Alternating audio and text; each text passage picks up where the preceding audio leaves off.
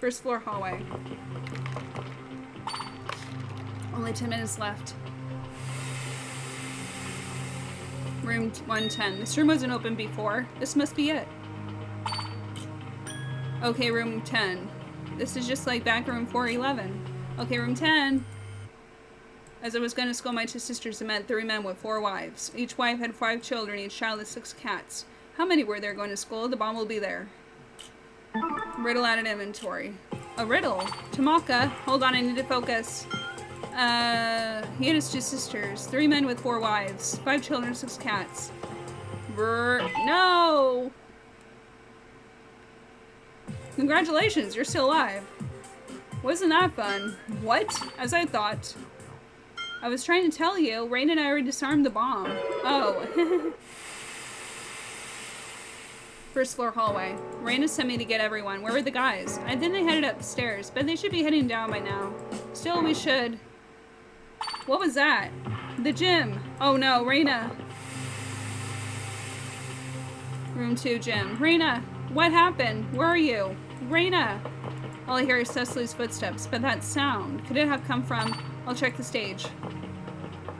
The switches should be back here. I hope I'm wrong about this. Please. Please be wrong. Well, he wanted to... That's horrible. Oh no. Oh, he got stabbed. That's some pink goo. My jeez. What the hell? Okay, this might be investigation.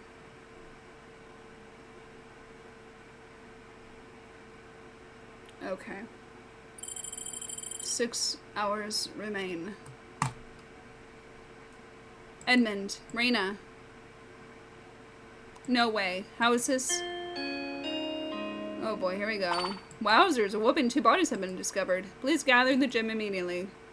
That's his brother and sister. 2 bodies? Then they're... Who would? This is unforgivable. Come on, let's get out of here.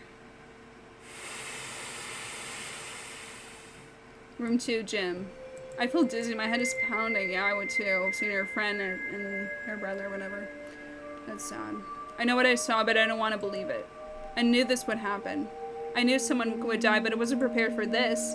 Edmund, Raina. They're both dead. Where are they? They can't be serious. They can't be... It's true. Raina and Edmund have been murdered. Oh, God. No. No, it's not true. They can't be. Billy, you know I wouldn't joke about this. It's kind of twisted because they're siblings, so what the fuck? No, damn it. Why? Why did they deserve this? Well now, things are really getting interesting. It's about time the fun got started. Just shut up already. Our friends are dead. And you?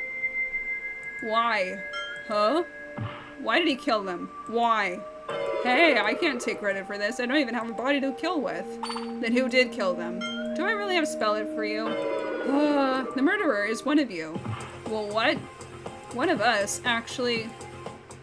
It seems the rest of you have already caught on. One of you wanted to escape oh so badly, so you sacrificed him for it.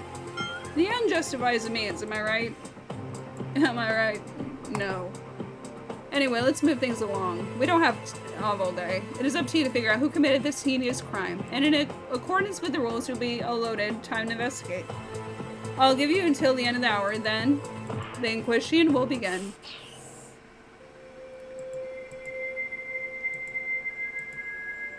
If this is a dream, please wake me up. Wake me up from this nightmare. I want to go back. I want to go back to the world where none of this happened. To the world where we were never abducted. To the world where they're still alive. But that's impossible. This is the real world. Raina, Edmund, they're dead. And they are never coming back. Well? What are we doing sitting around like this? We need to start investigating. But after what happened, I don't like this any more than you. But if we have to do this now... If we don't figure this out, who the killer is, then the rest of us will die too. Their deaths would have been for nothing. You're right. We'll have to save our mourning for later. I know. If we're gonna survive, we just have to do this. Okay, let's get started. Since this is a murder, we are going to need some kind of autopsy, right? So who's gonna investigate? Them. Not it. What? You're a doctor, right? You're perfect for the job. I'm a doctor, not a coroner. Huh? I said, fine, whatever. Great, I'll leave the stage to you. While you're doing that, I'm gonna look around in the gym. Good luck. Sorry, I'll go look around elsewhere. Excuse me. Bye. So what about you?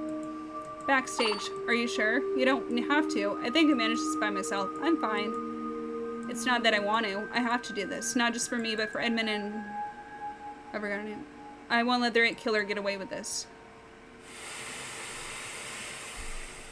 Backstage. I'm already feeling sick. The stench of iron and smoke is overwhelming. Every instinct in my body is telling me to... stop. Tomoka? I'm fine. I won't rest until I search every suspicious nook and cranny. Search the stage by clicking on whatever catches your eye. Let's start with this. It hurts seeing Edmund like this. He was so kind and caring. He wanted so much for everyone to escape. He would never hurt anyone. No one could have hate him. Why did this happen to him? You don't need to do this. We can wait for one of the guys to come back. There's no time. I can do this. Forgive me, Edmund. He's still warm, but his pulse is gone. He really is dead. A rebar stabbed into his back. There's a number on the tip of it. 50 centimeters. 50 centimeters? Oh god, it's really deep in there. Yeah. His right hand is bruised, but only on the underside. Not only that, his right thumb is bleeding. Oof. His left hand's arms and legs all have large bruises on them, but all of his bruises are on his front. Sounds to me like his killer had a grudge against him, for some reason. Maybe, but who would have a grudge against Edmund of all people? There's no blood under his legs. It seems the blood got on him after he fell down. That's all of his wounds. What about his pockets? Right, his pockets are on his legs. I know. All of his pockets are empty. Are you sure? No, of course you're sure. The only thing he'd have is his phone. The killer probably took it and hid it somewhere. But why? Beats me. Okay, next we're gonna look at the curtain. We should check the curtain too. It looks fine back here. Nothing out of place. Wait a minute, look up. Huh? Oh, it looks like there's a cloth in the curtain. I bet if I pull down this flap... Yep, it tears. It doesn't look like the curtains were designed that way. It sure wasn't like that when I came here earlier. Same here. It appears to be the only tear in any of these curtains. What I want to know is how it got torn like that.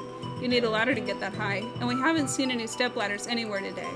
What could have caused this curtain to tear like that? Okay. Let's take the blood. Reina. That's her name.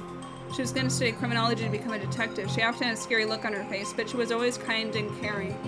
Well, Reina, why did she have to die?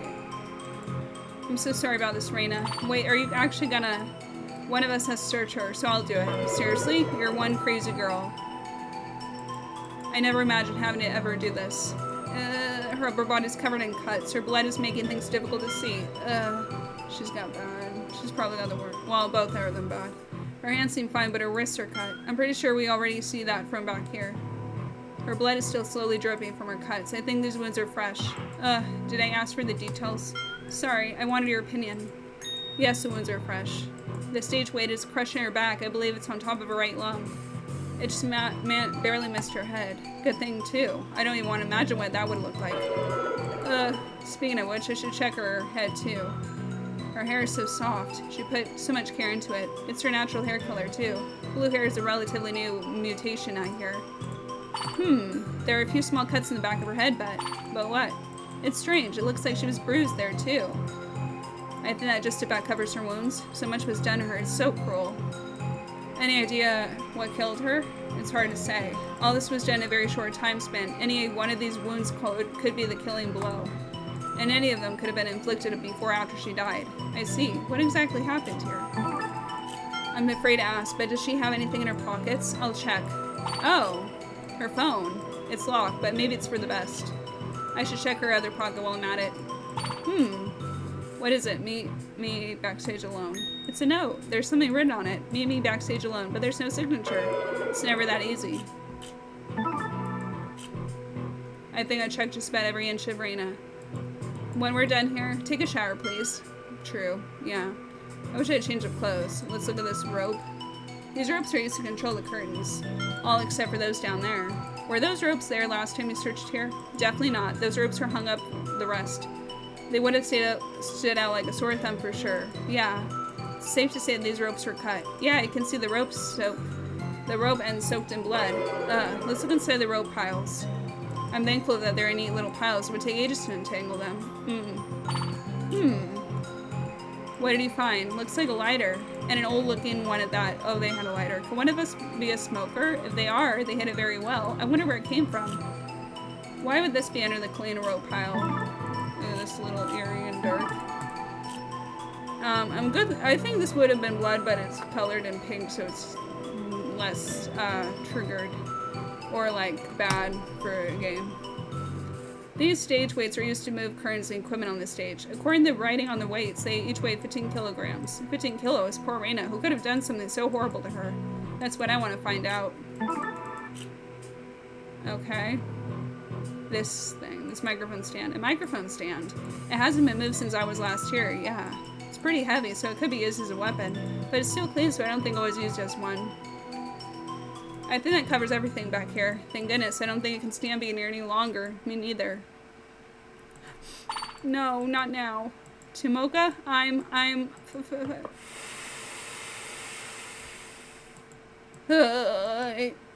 that's why I'll do whatever it takes to get you out of here. You and everyone else too, I swear it. Tomoka, if I please take care of Edmund. Oh, it's like they committed something together. That was a little warning. That's so dark, in a way. I failed them. If only I'm sorry. Boo boo boo. Ahaha, I can't believe it. I didn't even think any of you would actually do it. You didn't expect anyone to cry? No, I knew that would happen. But I didn't expect anyone would ever inspect the corpses. Could it be you're into that kind of stuff? Shut up, dude. Is there a point to this conversation? Why, of course there is. I have a little present for you. I hope you like it. Donk. Necrophiles. I call this thingy dingy the necrophile. It details everything you need to know about the body. I even include a picture of reference of its dead body. Do give it a read. Yeah, like I really need to see this again. It says here that Reina was found with multiple cuts across her torso, wrists, and arms. It also says her right ribs and lungs were crushed by a 15-kilogram object. This is stuff we already know. Yet, something seems off about it. Necrophile autopsy. Anyway, we should probably check the possible escape routes the killer took. Tamaka, aren't you forgetting something? Huh? Oh, right. Go wash off. I'll see you later. Room 7. Freshman girls' locker room. The room is dry. None of the showers have been used at all today. Deja vu. So cold. At hour 7, we gathered in the gym for the bomb announcement. We split up after that. We had to find that bomb. Everyone split up and search. We'll meet back here when it's disarmed. Ryan will search the 4th floor. We ran off, leaving the other 3 floors for the rest of us. I'll search the 3rd. Argus searched the 2nd. What? Just do it. Fine. Cecily, help me search the gym. Alright. Then I left to search 1st floor. That was the last time I ever saw Edmund and Reina alive. They probably found the bomb. Reina searched the gym and her body was found backstage. Edmund went to search the 4th floor, yet his body was also found backstage. How did that happen? Why were they both killed? No towels. I'm cold, but at least the blood's off. Room 2, gym. No one's here. There's still time, but what else is there to search other than the stage? Let's go to the sound booth. Room 3. Yo, Mocha. Hey. How are you holding up? I'm fine. I'm just looking around. Same as me then. Actually, this is perfect. I could use your help. I came here to investigate, but it might be a good idea to hear what he needs help with. Let's talk. You said you needed my help? I just wanted to test a theory. A theory? Yeah, watch.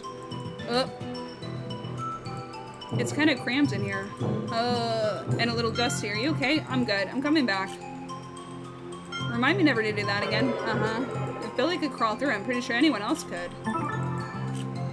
Could the killer have come through here, maybe? I don't know about that. I'm pretty sure Argus and I would have heard them. You and Argus? We met him on the 2nd floor a little while after the... hour 6 announcement. We were searching the 3rd floor, right? Yeah, and we was on the 2nd. So far, that lines up with what I remember. Did you see or hear anything weird? Oh yeah, there was this loud bang. A bang? I'm not sure what else to call it. It sounded like metal or something. Metal. Cecily heard it too. I'd be surprised if you didn't. It was so gosh dang loud. I think that's all the information I'll get out of Billy for now. Let's examine. I should take a look around. Let's examine this little hole. There's a hole in the window. A hole. Oh, now that you mention it, there is a hole there. Good eye, Mocha. So you didn't do this? Why would I? Why would I? I only tried breaking windows that let outside. This window ain't one of them. I see. Then why is there a hole in the window? Okay, let's do the computer. Those computers. The desktop is labeled G1 while the laptop is G2. I see. I didn't ask, but whatever. I guess I'll start with the laptop. That's a lot of letters and numbers. So is any of them even English? Yeah, I have no clue either. It must be Edmund's. Ed made this? I thought I saw Edmund in here before the hour 7 announcement. It must create this program. Ed always had his way with numbers and stuff. But what does it do? I never asked, so he never told me, and we might never find out. Even so, I better not touch this. I should check the other one, G1. I shook the mouse, but no matter how much I shook it, the screen wouldn't light up. The monitor is on, but that's it. G1 was unplugged when I arrived. I tried plugging it back in and powering it on, but it just won't turn on. I see. That solves that mystery. But why would this computer be unplugged, or why won't it turn back on? Okay, and the last thing we're gonna check, I think I've searched every notable detail in this room. Even he's gone backstage? You mean Argus? I just can't do it. You guys are stronger than me. Why did this have to happen? Sorry, I just want to be alone right now. I should get going. Oh, I guess. Let's go to the senior girls' locker room first. I might as well check my locker again. It's still unlocked, and there's still nothing inside. The showers are dry here too. They haven't been used at all today. That's it for this room then. Let's go to the senior boys' locker room. Room 4. Not much has changed since I was last here. Well, except for that. A laptop? This wasn't here last time it came here. This one is labeled G3. It's not turning on, though it is soap, so that's probably why. Sorry, didn't mean to startle you. What are you doing here? Well, this is the boys' locker room. I'm done here, I'll get going. Aren't you curious about the laptop? What about it? You probably assume this laptop won't turn on because it's wet, but I can assure you that that isn't the case. Is it waterproof? Here's a hint. Is it waterproof? Yeah, how did you know? You said it has nothing to do with water. There was also an incident back in our freshman year. Perhaps the school responded to the incident by buying waterproof laptops. Show off. So why isn't it working? I don't feel like telling you. Did I say something wrong? Oh well, I might as well check it out. The back is loose with a little force that can open it. The battery should be. There's no battery. Yep. But what could this all mean? What does this laptop have to do with anything? Do you mind if I ask you a few questions while you're here? Why not? After the announcement, which floor did you search? You were there, weren't you? I went to the second floor. I searched and stayed there until the 4-hour 6 announcement. And you didn't see Edmund, right? Not at all. The only person who saw was Billy, but that was a few minutes after the announcement. That's exactly what Billy said. You know, someone's been gnawing at me for a while now. What do you mean? Edmund said he'd go search the 4th floor, right? So why did he come back to the gym? Maybe he finished searching the 4th floor? You sure? It takes a while to search one floor as a group. Even then, why go search the gym instead of closer closet floors? Well, don't let me keep you. I'll see you around. I should check out the 4th floor as soon as I'm done with this gym. Freshman boys' locker room. There's nothing out of the ordinary here. The floor is wet, but the showers are dry. Maybe the water flowed in from the senior side. There's nothing else here. I've now searched the whole gym. I'm even more confused than I was from the start. What is going on?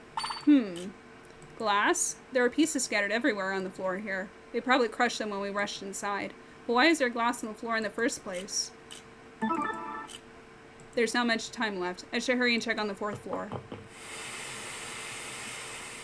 4th floor hallway. This is the last room in the gym I haven't searched the catwalk. Huh? That's blood. Catwalk door added inventory. No, I'm not done yet. In the immortal words of Jeffrey Shakur, all things must come to an end. Is that really the person that said that? No matter what happens, the end is always inevitable, but not without a satisfying climax. There are only 5 hours left, so let's finally get this bomb diggity shindig started. Please enter room 210 on the 2nd floor. I can't wait. We're out of time. I better get to the courtroom. Here we go. 2nd floor hallway. There you are. Cecily, was she waiting for me? The guys are already in the courtroom. We should join them. Yeah. This is it. Hey, Tomoka, whatever happens in there, you must be ready to face the truth. The truth will hurt, but there's just no avoiding it. But it's the only way we'll make it out of here alive and take control of our lives again. Control. No matter how hopeless it may seem, never stop fighting for the truth. You can do it. I believe in you. If we don't find the truth here now, we will die. But not just us. The truth behind the deaths will die along with us. I don't know what my life will be like after this, but right now, I must expose the truth behind their murders. Their murderer will not get away with this. Room 210, courtroom. Welcome. Geez, tough crowd. Well then, everyone take your places.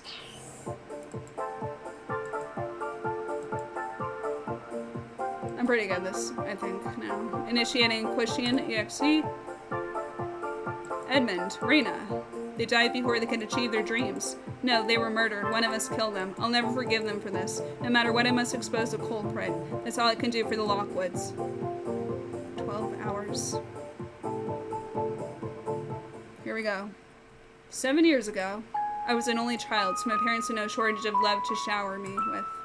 I was hardly an ideal child. I had many problems. I talked too much. I yelled, I screamed. But they didn't care that I was a stupid brat. They still loved me. We'd go on picnics to the beach, the park. My life was perfect. But then it all came crashing down. Ooh, a shot. God, these are tragic. Some of these are really tragic.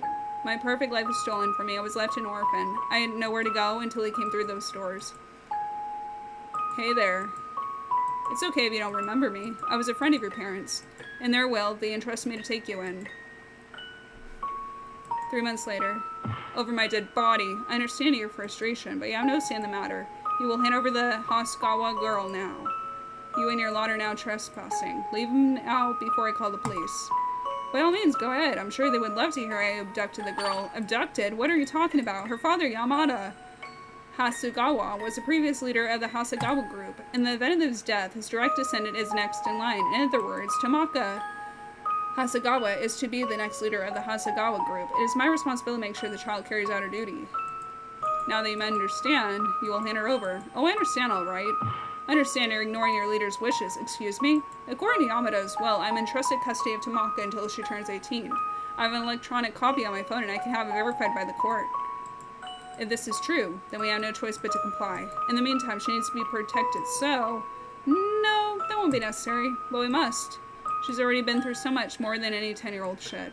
The least you can do is allow her some semblance of a normal childhood. Sometimes I wonder if there's some kind of divine punishment. One day I was living the dream life and suddenly everything was taken from me. Now I'm a prisoner saddled with a responsibility never asked for. I have to give up any dreams and ambitions to carry out this duty. I have no control over my life. I never did. Why did my parents have to die? They did nothing wrong. Why am I always a survivor? Where is the hope in this? It's not fair. 5 hours remain.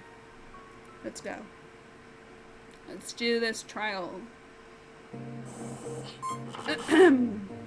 Let's begin with a simple explanation of the Inquisition. If you can figure out who done it, then only they will receive punishment. But if you pick the wrong person, I'll punish everyone besides the killer. I'll also may vote for anyone as long as you know their name. Do keep that in mind. Well, pretty snazzy, don't you think? What in the? We're outside. I don't think so. I'm pretty sure this room is turned into some kind of medieval tower. That's right. You've all been coiled up inside that dreary school all day. So I thought it would be a nice change of pace to have this Inquisition outside. And it's complete with all the benefits of the great indoors. Sounds like a lot of pointless work. But why a tower? Ever heard of the girl in the tower trope? It's standard practice in prison, damsels in distress in towers. In prison? You're horrible. It's rather fitting considering the prison theme I've been going for. What do you say? Do you even have a life? Not really. So, how does this Inquisition thing work? I haven't been in the courtroom in like 10 years. I assume we were supposed to discuss the murders and decide the culprit based on the evidence. Yes, indeed, and I'll be your judge. After all, only an unbiased onlooker can judge this Inquisition properly. Before we start, there's something I wanted to address. We have Reina's autopsy, we don't have Edmund's yet. Care to explain? I almost forgot about that. Autopsy? What's that? What's that? You know exactly what I'm talking about. I think she's talking about the necrophile. Oh, that? Why did you say so? I'm never calling it that. It's not autopsy. Oh, come on. I thought it was a clever name. Just answer my question. Where's Edmund's autopsy?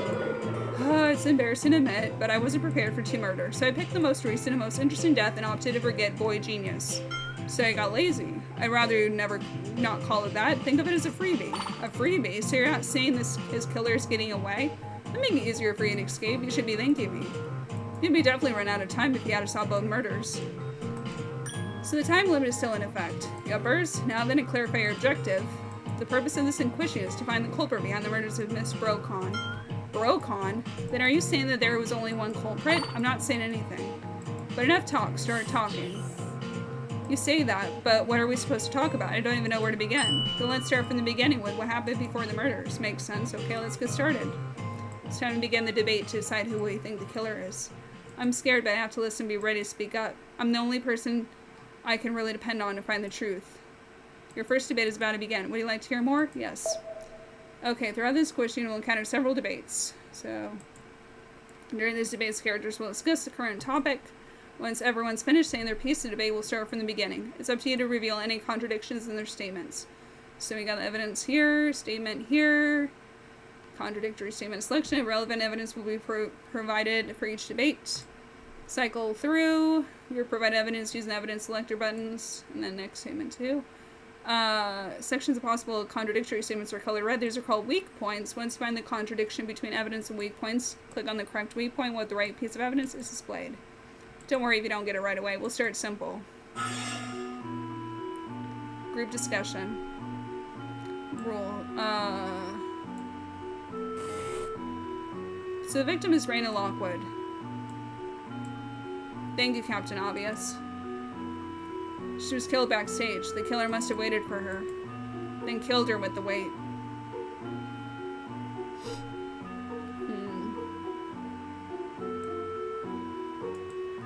Okay, I don't get what you're trying to tell me.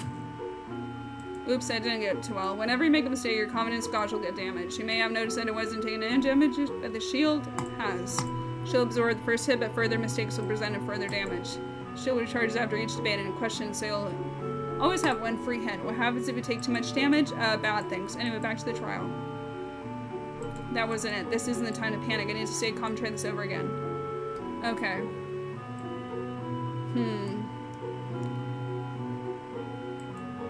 Just go backstage. The killer must have been killed her with. Sounds alright, but he's missing an important detail. I just need to present the evidence that this was right. I'm gonna go with autopsy.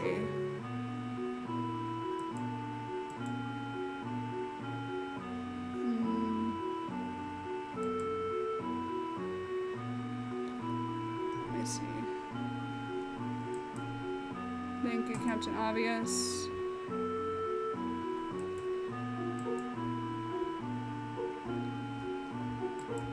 That one. Just a second, are we even sure what that killed her? Well, yeah, it was weight, right? But according to the autopsy, she wasn't just crushed with the weight. There was also cuts all over her body. Cuts? Oh geez, it should have been obvious. At least to anyone who bothered reading the autopsy. Sorry about that. I didn't read. He sounds proud about it too. The autopsy doesn't state what the cause of death was, so we can't say for sure what killed her, but it's pretty clear what happened. First, they attacked her with a knife, then finished her off with the weight.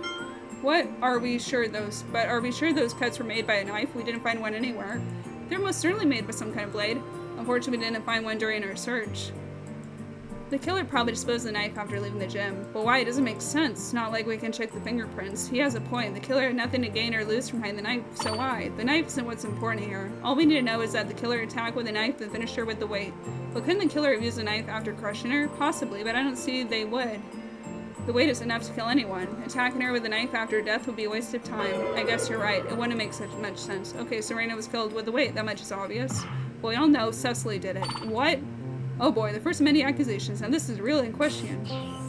I think it's too early for us to decide something like that.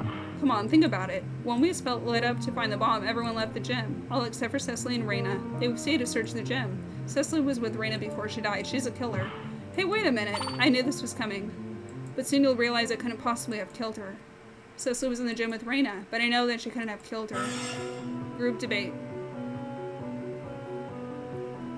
Let's do Bang. Cece couldn't possibly be the killer. They were friends. Wake up, man. Cecily was with Raina before her time of death. You cannot refute that. I was with her until after we found the bomb. Then she sent me to find everyone. So when Reina was killed, I was with Tamaka. Then it's settled. The hell it is. I know where she was. I just need some way to show it. Okay, I'm gonna go to...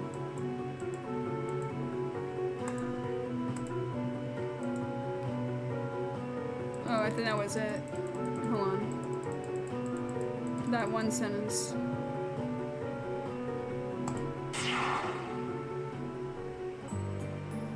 Hold on, I don't think Cecily is a killer. You can't say all you want, but the fact remains she was with Reina before murder. She's the only one who could have done it. Billy, do you remember that noise we were talking about earlier? Yeah, there was a loud bang and nearly scared the bejeebers out of Argus. Hey. More importantly, what does that have to do with Reina's murder? That bang pinpoints exactly when the murder took place, and that time was a few minutes after the hour 6 announcement. Okay. And this is what caused that bang. Stage weights.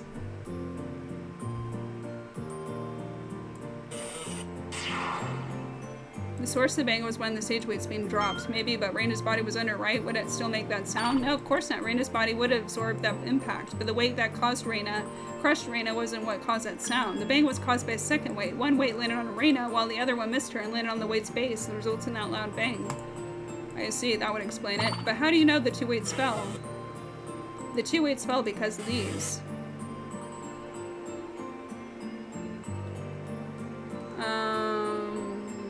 Ropes. 2 of the ropes carrying the weights were cut. How did this not prove anything? The killer could have dropped the weights without cutting the ropes. No, that's not possible. The ropes were made to slow the weight's descent. There wouldn't be enough force for them to make loud bangs. But when the ropes are cut, gravity kicks in. There would be nothing to stop the fall, and definitely nothing to stop the bang. But why did the killer drop both weights to begin with? Who knows? Maybe they were cut during the struggle. What matters is that the bang tells us exactly when Reina was killed. And since I was with Tomoka, that gives us both alibis. See, what did I tell you? There's no way Cece would kill Ray. I see. A never is obvious suspect. Sorry, Cecily. I guess I jumped the gun there. It's fine. I'd be suspicious of me, too. That solidifies our alibis. Now we just need to figure out who was backstage before that bang. Now, with that out of the way, let's return to the topic at hand. We know Ray was killed around that time the bang came out. All that's left is who killed her. So we just need to find out who had the opportunity to murder Reina. Then we can finally get out of here. She's not wrong, but is it really that simple? I'm gonna do bang again. And let's see. I left the gym at hour 6:15. And we discovered their bodies at around hour 5:50. Dang, they move fast. Since Tomoka and I are the only ones with alibis, that leaves only Billy and Argus. Huh? Wait. It's gonna be the one with alibis. Something's still not right. Okay. Oops, it's not me or Cecily that has Billy Argus. Okay. So it's, I think, this and this. Billy, when did you hear the bang? It was right around the time Argus and I met after that hour 6 announcement. It's not just that. Earlier you mentioned that the bang scared the bejeebers out of Argus. Do you really have to keep bringing that up? The only way Billy can know that it was if we were together at the time. They were together at the time, which means they have alibis as well. Sorry, Cece. Not many people would apologize for not killing someone. So that's how it is. But now we have a big problem. Yeah, we're out of suspects. Everyone has an alibi for Reina's death. What happened if everyone has an alibi? Then Warden must be lying. He's a real culprit behind this. Nope, I know for a fact one of you did it. It would defeat the point of the Inquisition if I went and did the killing myself. Besides, how could I kill with no arms? So how could we all have an alibi? I don't know, that's your problem. Bye. In that case, there can only be one explanation. Let's do rules. So everyone has an alibi, right? We met up right after the hour 6 announcement. It was on the 2nd floor hallway. Same with me and Tomoka. We met on the 1st floor hallway. Since everyone has an alibi, there's only one explanation. One of us is in cahoots with the killer. That's impossible. What's impossible is everyone having an alibi. Someone is lying. This is so stupid. Could one of us really be working with the killer? I wonder. It's gonna be rules. It's gonna be in cahoots with the killer. The rules state the killer will be punished if we vote correctly. However, if we're wrong, then everyone besides the killer will be punished instead. Warden said so before the Inquisition. I remember. Then you'll also understand why accomplices are impossible. If the killer succeeded, then the accomplice would die along with everyone else. But if there was an accomplice, wouldn't that mean they would be just as guilty? Hey, Warden, I know you're listening. Anything can happen, even accomplices, but only the one who does the killing becomes the killer. It's kind of in the title. I rest my case. Okay, then what's your explanation? I'm running out of ideas. If we do all have an alibi, then there must be something wrong with our assumptions. What that is, I have no clue. Okay, maybe we got the timing wrong. I don't think so. The killer had to have been backstage when they cut the rope. Then maybe she was moved from somewhere else. Why would she be moved after being killed? Oh, well, don't bother because she was definitely killed backstage. In fact, she was there of her own violation. Well, how are you so sure of that? Tomoka, I believe you have the evidence that supports my claim. Me? Something that proves Reina went backstage. Is she talking about this? The note. That's obvious. You're talking about the note, right? Exactly this note, which was found in Reina's pocket, confirms where she was killed. Maybe backstage alone. Which means we can assume Ray did exactly that. She was murdered backstage, so it stands to reason the sender is also a killer. Hold on, what if the killer planted that note on her? Yeah, what if they did? The killer could have killed her somewhere else and moved her backstage. That doesn't change anything. Even if she was killed somewhere else, the killer still did a few things backstage. There's no other way to explain it. Wrong. There's one other explanation. Yeah, there is. Billy, I don't need a hype man. Reina met with her killer backstage, but we already agreed that everyone has an alibi. Not everyone. Huh? What are you saying? How can one of us not have no alibi? There is someone without an alibi. Who could she be talking about? It's gonna be Edmund. We've established everyone's alibis. There's no one left. Actually, there is one person. No, she can't be serious. You know exactly who I'm referring to. Someone we assume was beyond suspicion. The person who left this group. I know full well who she's talking about. I don't want to believe this, but we can't ignore this cruel possibility. The only other person with an alibi is, I think it's Edmund. Oh. I was thinking that's out now, alibi. He's the other guy. Okay. I got confused. I was like, that's not Edmund. The other one's Edmund. Ed, but he's one of the victims. Nevertheless, the note sender can only be him. It would only explain why they were both backstage, but he couldn't have written that note. Because if he wrote, then he... Look, I'm not happy about it either. But he can't look away from that truth. And the truth is, Edmund was plotting to murder Reina. Well, what? Are you hearing yourself? This is Ed we're talking about. He wouldn't hurt anyone, especially not his own sister, after he left the gym and met with Reina backstage. Listen to me. But Edmund went to the 4th floor. I didn't leave the gym until about 10 minutes before the hour 6 announcement. That gave him almost 50 minutes to sneak down in the gym. Ah, no, it can't be true. Edmund waited backstage for Reina, then he attacked her. And that's when she got the cuts. But Reina was killed after Edmund. Warden and attested to that. I didn't say he killed her. I only said he plotted to. What? After realizing she was being attacked, Reina fought him and knocked him off on the ground. Reina grabbed the rebar, then stabbed him to death. No, that's wrong. You're wrong. She wouldn't do that. They consider how dark it was backstage. Reina probably couldn't see who attacked her, at least, until she killed him. What do you mean? Tomoka's right. Reina loved Edmund. She wouldn't dream of killing him, but she didn't know who was attacking her until it was too late. That's true. But then, why did Reina die? She died because of that love. What do you mean? Reina, yes, after killing Edmund, she lifted both of his stage weights, then cut the ropes, dropping one onto herself. She couldn't live with the guilt of murdering her own brother. So Reina's death wasn't murder, but suicide. Yes.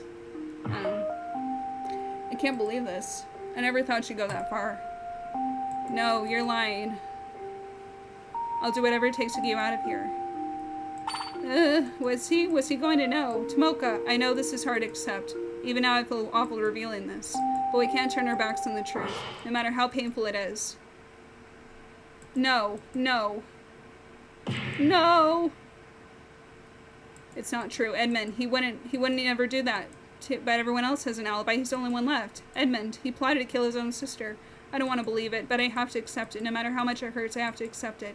In order to save everyone, I have to accept it. I have to accept his guilt. This is the truth, the only truth. I wish he could disappear. It's over. I don't care about the truth. I don't care anymore. Just end me. Live. You and my dad are friends, right? Right, but why do you ask? Was there anything The last time I ever saw your father, he told me something I'll never forget. Tomoka will soon travel the road between who she thinks she is and what she can become. I just hope when she does, she'll make that journey not as Hasegawa, but as Tomoka. Myself. Life is not a straight path. There will be days when things will just happen without warning. I won't tell you that you're in charge of your future. Your future is decided by incomprehensible events that happen beyond our control. Some days it will feel like you're a prisoner of the will of fate. I implore every one of you to dig deeply into your motivations. Find what it is you truly want from your life. When you do, never lose sight of it, no matter what fate throws at you. But if I wanted things to change, I had to be the one to make it happen. That's why. I'll do whatever it takes to get you out of here. You and everyone else too, I swear it. So, he wanted me to escape. He wanted everyone to escape. Would he really kill Reina?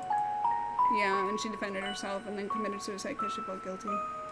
I believe it's time for the vote. Warden? Hold it. What? Not yet. We can't vote yet. I can't accept that Edmund tried to kill her, not until we've explored every possibility. I believe in Edmund, and I believe in Reina. This is my truth. It's too early to vote. There's still more to this case. We've already went over everything twice. What more is there? I want to go over the case once again. Something about this still doesn't feel right. Tomoka? Alright, let's do it. Once more from the top. Yeah, at least I delayed the vote. But how do I convince them that Edmund is innocent? Group debate. Here we go.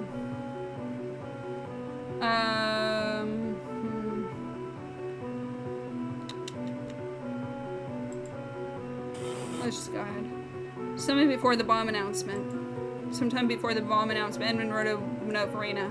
He wanted to meet her backstage alone. After Reina disarmed the bomb, she sent me away so that they'd be completely alone. As soon as she went backstage, Edmund tried to kill her.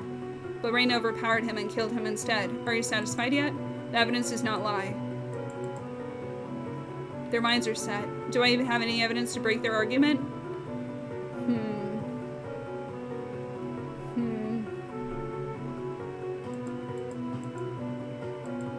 I don't think I do. Edmund's wounds. Edmund wrote a note for Reina. Forgive me. Wait a second, I just remembered something. Remember what exactly? Cecily, may I look at that note again? Sure. Pause for a second. Then, no. What's wrong? I made a huge mistake. I almost got us all killed. I wrote this note. You what? Explain now. I wanted to talk to Reina about something personal. I didn't want anyone else to know. Something? Personal? Please don't ask. Why didn't you mention this important detail until now? I was scared. I thought I was admitted to writing it, I would become the prime suspect. Sure, I totally believe you. They're all seeing through my bluff. I should have seen this coming. Oh yeah. Geez, you don't need to yell. Sorry, but I just realized something. I remember seeing Mocha writing a note, then giving it to Ray around hour 8. What? Funny how everyone's suddenly remembering these crucial details. I didn't think it was important. I figured that was some other note. Billy, are you sure you saw her give that note to Reina? Yeah, I'm 100% sure. Billy, why is he lying for me? Does he believe in them too? In that case, if she gave the note directly to Reina, that could explain why it isn't signed, because Reina knew it was from Tomoka. Yeah, that's it. So Tomoka, when did you talk to her? I didn't. I got really nervous. So this means Edmund didn't summon Reina backstage, right? It seems so. I can't believe this is happening. I actually stopped the vote.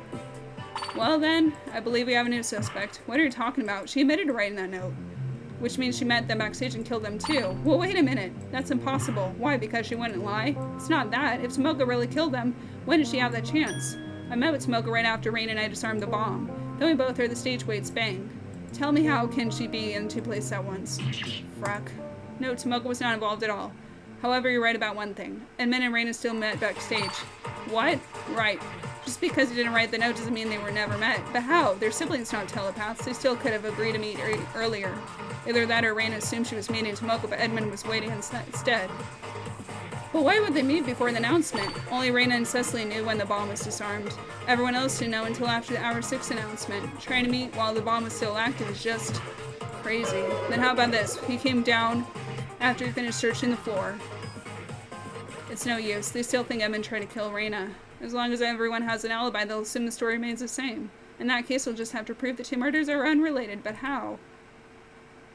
This might be a stupid question, but is there a picture of the crime scene I can look at? There should be one the autopsy received earlier. I thought maybe I should look at it before we end the inquisition. I still haven't looked at it yet. Ah, here it is. Oh god. Yeah, like I said, it's not pretty.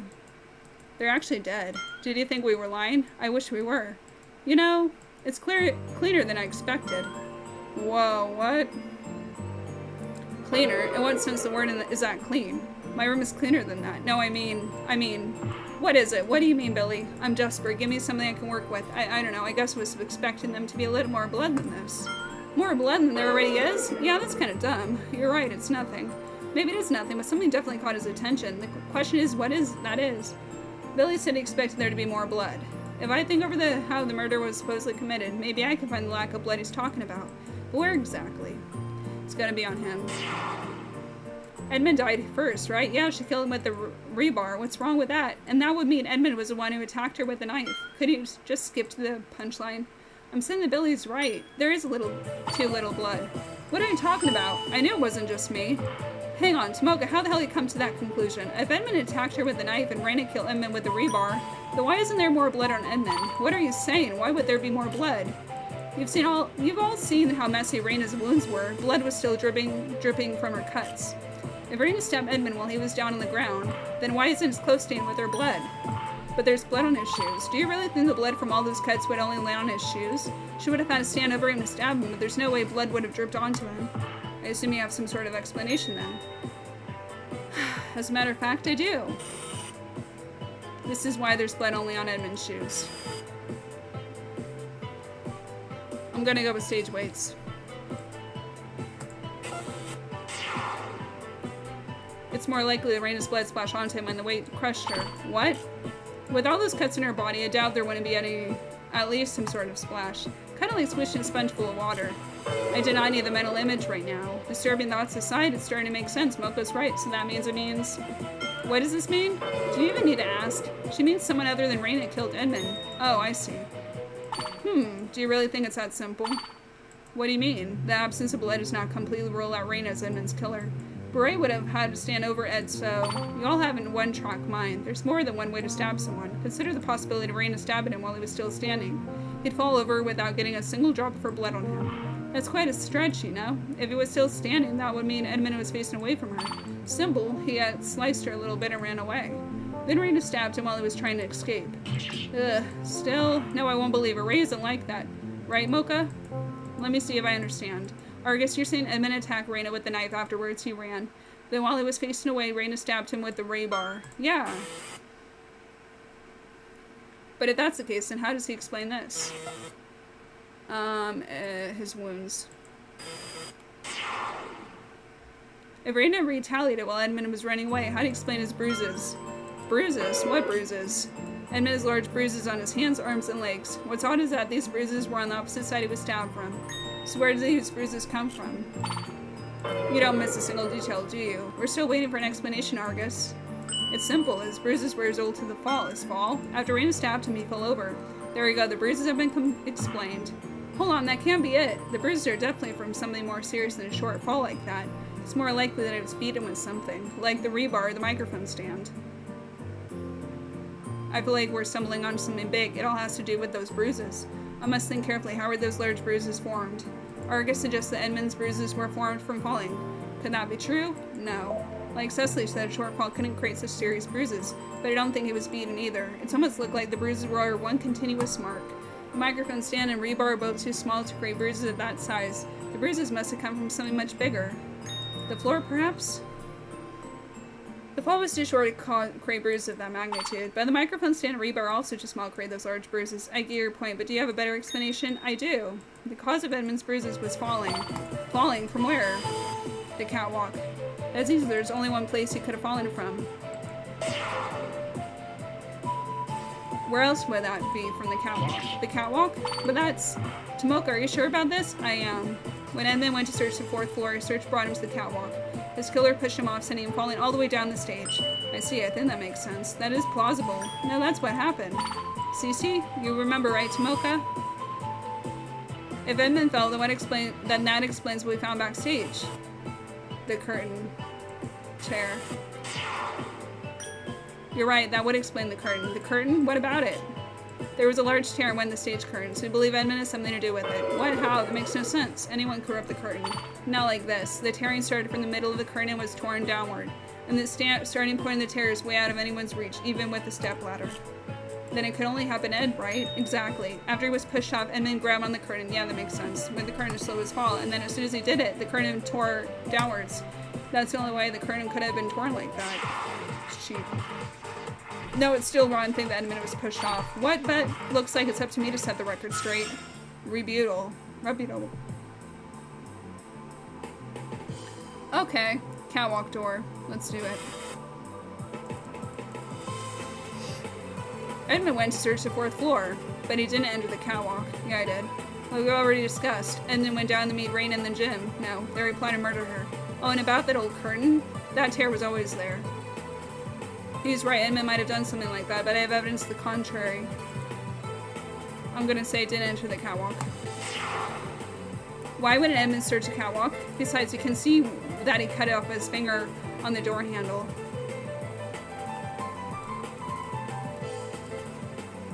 That bloodstain doesn't, I don't know, doesn't prove anything. It just means someone, blah, blah, blah. That could have been happened at any time. That blood is not Edmund's. Stop trying to defend a dead kid. There's a reason I believe that bloodstain belongs to Edmund. I just have to show the connection. His wounds.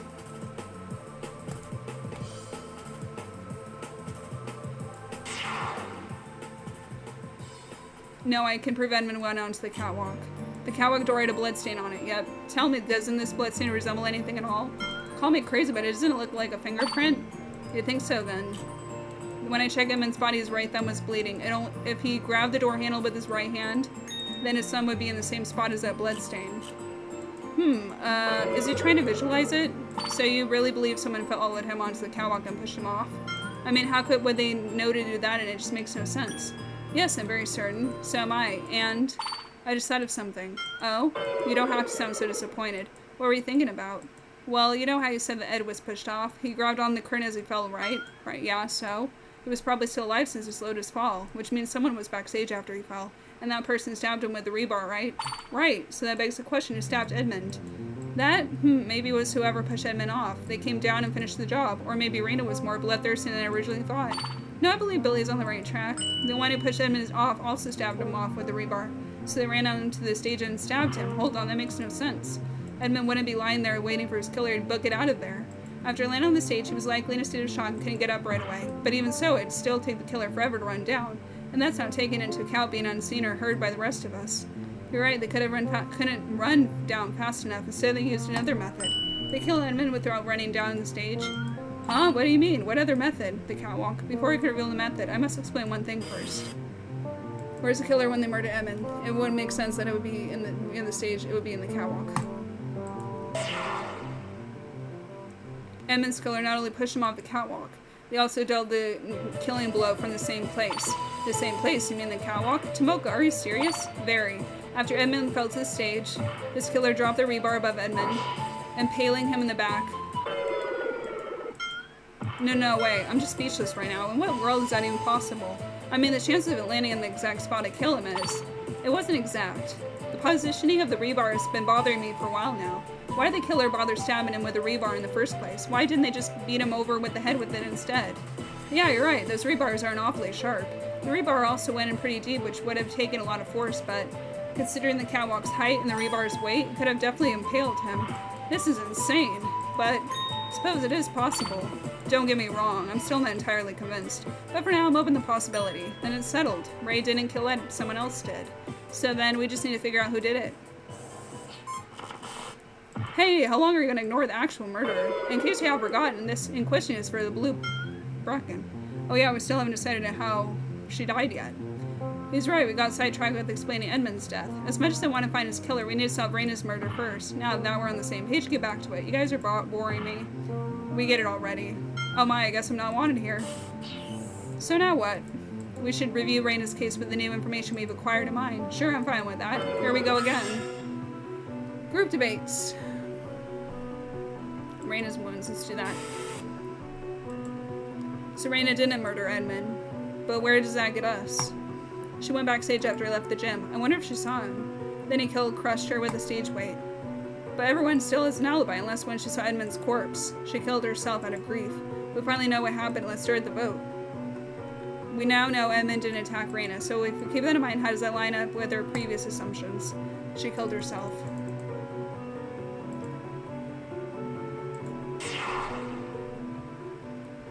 If we assume Raina killed herself, like you said, then her actions before committing the deed are very strange. Strange? How? Raina wasn't just crushed with the weight, she also had many cuts all over her body. If what you said is true, then that would mean she cut herself and disposed of the weapon. All before dropping the weight on herself. You're right, that doesn't make any sense. We can hardly call it suicide anymore. Still, it's possible. How? She would have been dripping blood. She'd leave a blood trail everywhere she went. Not to mention, cleaning anything would be downright impossible in that state. There's that dripping blood again. Fine, Raina was murdered, but who did it? We've established her time of death and everyone's alibis, but we still have no clue who did it. So let's go over all evidence again. Do we even have the time for that? I'm open to any ideas. Everyone has an alibi, but Raina was also murdered. It shouldn't be possible. Yet, here we are. I wonder, can we really accept our alibis as fact anymore? Why does everyone have an alibi? Why? Isn't it because of the time of death? We know when Raina was killed, and everyone was away when it happened. It's why we suspect Edmund in the first place. What are you thinking, Tomoka? Since we know that Raina didn't kill herself, it must mean some of her alibis are flawed. I want us to discuss the time of Raina's death again. I agree. To be honest, I wasn't really paying attention when we first went over it. Fine, whatever. Let's do lighter. I'm gonna try lighter. The time of death was roughly 10 minutes after the hour 6 announcement. There was a loud bang, which was a weight landing. Argus and I heard the bang from the second floor. We know Raina was killed around the time of the killer used her knife to cut the ropes carrying the weights, which means their killer was still backstage when she died. The gym only has one stage, so Tomoka and I should have at least heard someone leave. So would I. And me. If what she said is true, then the killer had to be backstage in order to kill Raina, but somehow the killer escaped after the bang. Is that even possible? Yeah. Knife to cut the rope, I think. Oh, he only has one exit, okay.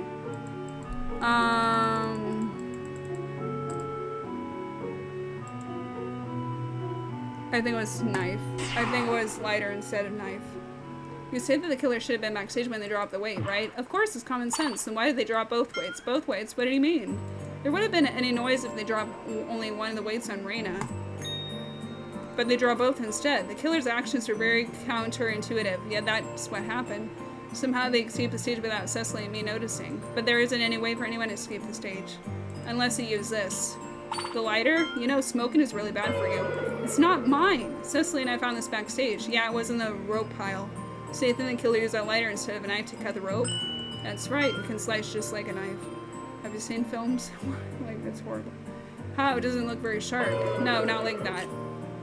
Instead of cutting it, they use a lighter's flame to burn through the rope. It can do like a knife. More deadlier because it's fire, I guess. But both are bad. But why would they burn the rope instead of cutting it? It would be quicker to cut. Wait, you're not saying they. The killer used a lighter to lay the weights fall. As soon as they were done, yeah, it's kind of slow, I guess. As soon as they were done backstage, the lighter under the rope. The flame slowly burned away at the rope until it could no longer support the weights. Wait, that's caused the weight to fall. No, you're way off. It's a creative theory, but it couldn't have been done. Well, why not? Seriously, do I need to spell it out? Fine, let me explain. Oh, God.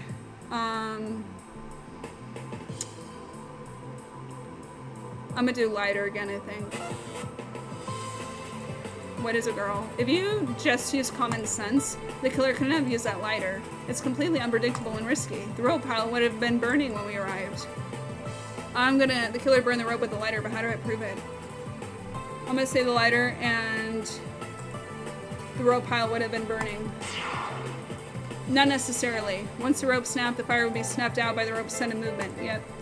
I can see that. And as a safety measure, lighters are required to have a self-extinguishing timer. That timer clips the lid after 30 seconds. You probably check that too. Let's go ropes. But sure, let's assume the fire was put out. If the ropes really were burned, then they should have been charred. But they were completely clean. The ropes were not charred, but I don't remember seeing burns unless... they were clean. I'm gonna say not clean. If it wasn't that they weren't charred, we just couldn't see the burns. Couldn't see them, why? If you recall, the ends of the cut ropes are soaked in blood, see? I assume we couldn't see the burns because the blood hid them. We assume the ropes are cut with a knife since the killer obviously had one. But hold on, wouldn't the killer need 2 lighters? After both ropes are burnt, right? Willie found 1 lighter, but 1 was enough. It was. One of the ropes was cut with the killer's knife, while the other was burned with the lighter. That would explain why we found the lighter under one of the rope piles. Come to think about it, which pile was the lighter under, Tomoka? It was under the rope attached to the weight that didn't land on Raina. But we can assume the lighter was used on that rope. Yeah, after the weight landed, the lighter fell to the ground, then the ropes landed on top. But why use two separate methods to cut the ropes? Couldn't the killer have just used a knife on both ropes? They could have, but they needed to use a separate method to give themselves an alibi. And this was their alibi.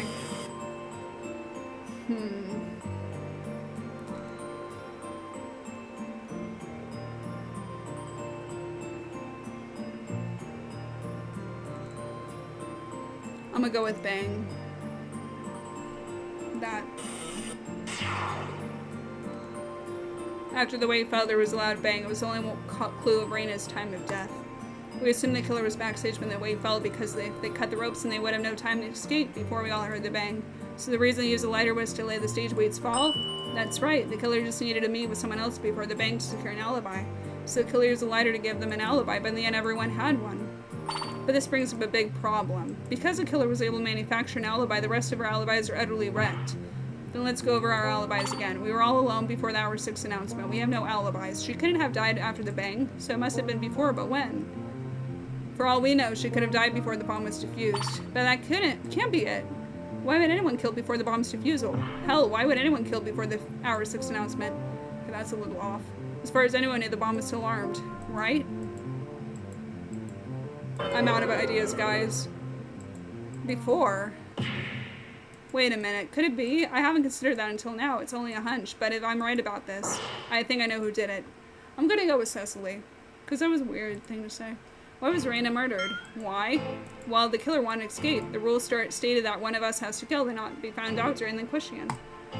Then what would have happened if the bomb wasn't disarmed? It would have exploded, right? Warden told us that a bomb was planted, and we would all die unless we stopped it. Wouldn't we all be motivated to find it? Well, yeah. Then, who would plot a murder with a bomb about to explode? No one, right? Exactly. Yeah, that's precisely what happened. She was killed before the hour 6 announcement. Tomoka, what are you getting at? I'm saying, the killer knew the bomb was disarmed before killing Reina. I see, I guess that's sense. Why are you bringing that up now? If we keep that in mind, then the identity of Reina's killer becomes clear. Wait, what? Did I hear you right? Does that mean you know who did it? Yes, I do. Get on with it. Now is not the time to be dramatic. This is it. I'm shaking. What if I'm wrong about this? No, now is not the time to doubt myself. There is no question who the killer is. Reina's killer is... I'm gonna go with Cece. Cecilia. Cecily. Accused. It was you, Cecily. Cecil. So it really was Cecily after all. She and Reina found the bomb and disarmed it. She had the perfect opportunity. Cecily, you and Reina were the only ones who knew about the bomb's defusal. You're the only one who could have possibly killed her. Cece? Please, say something already. I don't want to believe it's you. If I'm wrong, tell me. Let me see if I understand. I had the opportunity, therefore I killed her. Do I even need to explain how idiotic that line of reasoning is? Do you have a reputable then? A reputable? Yeah, I have one. Would you like to hear it? Listen closely. Group debate. Come on, let's go. I searched the entire gym with Reina. And yes, we did find the bomb in hour 6:15. It was found in the senior boys' locker room, a laptop labeled G3, so that's why it was there. The screen showed a timer and a riddle. It challenged us to turn the laptop off without pressing buttons. After taking care of the bomb, Reina told me to find the rest of you. I never set foot backstage, and if I suggested it, she would immediately suspect a trap. I've been wondering about that laptop since the beginning. So it was the bomb, but something about her story just doesn't add up. I'm sorry, I have to do this, Cecily. Maybe the laptop. I searched the entire gym with Reina, and yes, we did. Ooh, I messed that up. I don't think that's right. Okay. And yes, we did. It was found in the senior boys' locker room. But that's why it was there. Screenshot, okay. Reina told me to find the rest of you. I never set foot backstage. I never suggested it. I wonder about laptop. Okay.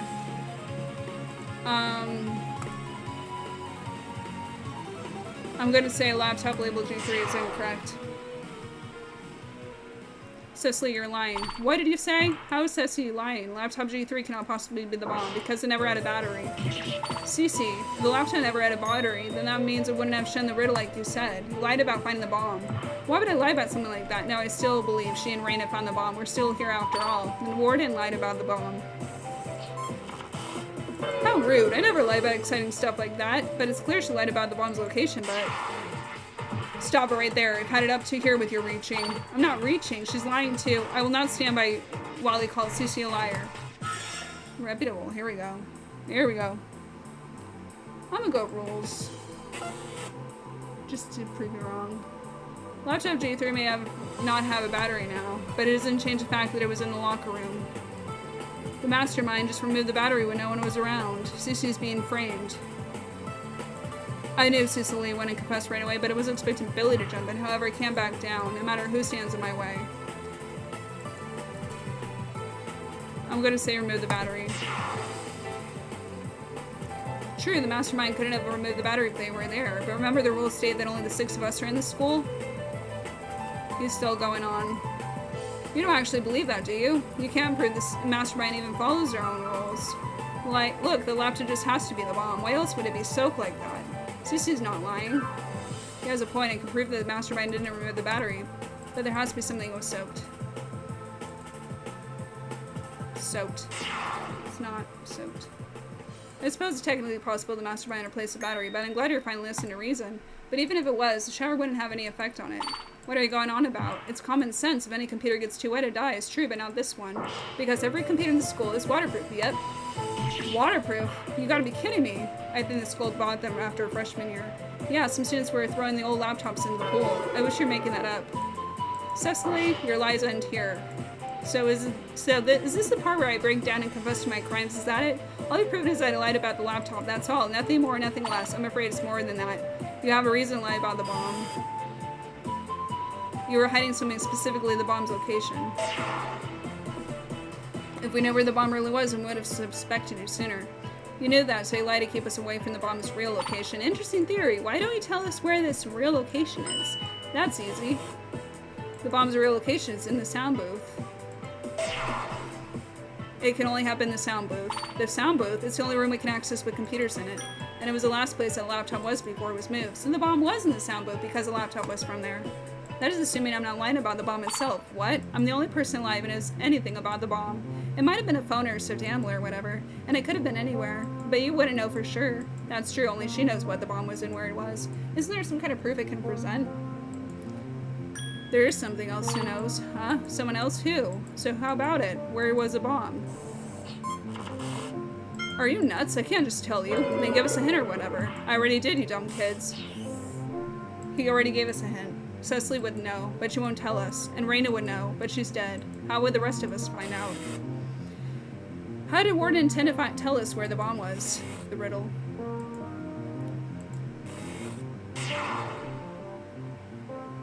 How many were there going to school? The bomb will be there. The bomb will be there. That riddle must be the answer. How did it go again? He and his 2 sisters going to school. 3 men with 4 wives. Each wife had 5 kids. Each kid had 6 cats. Mocha? What is she muttering about? The answer has to be 3. I got it. The bomb was in room 3. I think it skipped a few steps there. In room 1 of 10, and a riddle played on my phone. Thank goodness someone found it. So that's what you were working on when I arrived. The riddle went like this. I was going to school with my 2 sisters who met 3 men with 4 wives. Each wife had 5 kids and each kid had 6 cats. How many were going to school that day? The bomb will be there. And he already told us the answer. 3. That's right. Only the guy and his 2 sisters went to school. Well, everyone else went in a different direction. What couldn't both groups have been heading to school? I mean, the siblings could have been running to school or even the other way around. Stop being so picky. They weren't together. So I was right. The bomb was in room 3. Oh, I spoke too soon. Anyway, room 3 also happens to be the sound booth. No. It's over, Cecily. It's over? You think this is it? You haven't proven anything. All you've proven is that I'm a liar. I lied about the bomb. I lied about where it was. That's all you've proven. But the only reason you would lie is to protect yourself. Oh, really? I'm a liar, so I'm obviously a murderer, too? Is that it? I am getting real fed up with you and your stupid theories. Your entire case is built on possibilities and opportunities. I was alone with her, so I killed her. I knew the bomb was disarmed, so I killed her. I lied, so I killed her. You're convicting me without evidence. If I really did kill Raina, then prove that I did it. Breathe. She's right. We don't have much to convict her with. It's only a theory, but we were so close, it just has to be her. Screw the evidence. We all know she did it. So let's vote her already. Are you sure about that? What? Let me ask what happens if hypothetically the vote ties. I never really thought about that. Well, if it ties, then we technically don't have a majority vote. In that case, then questioning will resume until a majority is determined. As I thought. But who would tie the vote? No, you wouldn't. I believe in Cece. She would never kill Ray. You idiot. Are you trying to get us killed? If we vote for her, then the real killer will escape. We can't vote now. I have no choice. If there's no proof, I'll just have to go back and find it. I'll prove her guilt right here and right now. Time to review the facts. Cecily found the bomb with Raina. She's the only one who knew the bomb was disarmed before the Hour 6 announcement. Her lies also had her suspicion. Cecily lied about the bomb's location. She must have had a reason to do so that's why, okay, we split up after the bomb announcement. They found the bomb, then Cecily killed Raina. Where did Cecily kill Raina? Sound booth. Raina was killed in the sound booth. What if Cecily killed Raina in the sound booth? That would explain why she lied about the bomb's location. She didn't want us to expose a real crime scene. And that's why she moved the laptop on Raina's body. She moved the laptop to change the bomb's location. And she moved Raina to give herself an alibi. So, what was used to kill Raina? The knife? Something else? Something else. That might be it. It would explain the large bruises and small cuts they found in the back of her head. The autopsy doesn't specify the killing wound, so what if that bruise was it? If we assume the bruise was a killing wound, what was it used? The glass shards is what we found outside of them. The glass? They could definitely create the cuts, but that just leaves the bruise. I found them scattered on the gym floor, but why? The only glass I can think of are from the windows. Yep. But we checked them, and they were all practically indestructible. Actually, that's not completely true. We didn't check every window. Where does those glass shards come from? The sound booth. And there we go.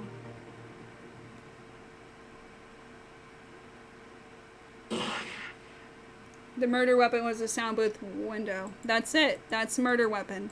Raina was killed in the sound booth with the window. I finally found the truth.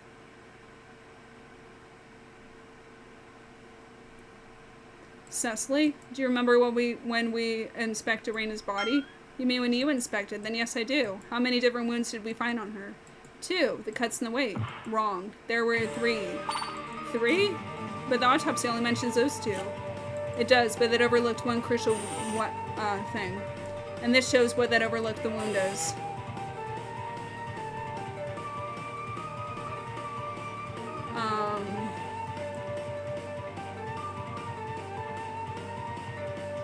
The sound booth vent. We didn't mention that. No, not that. Uh-oh.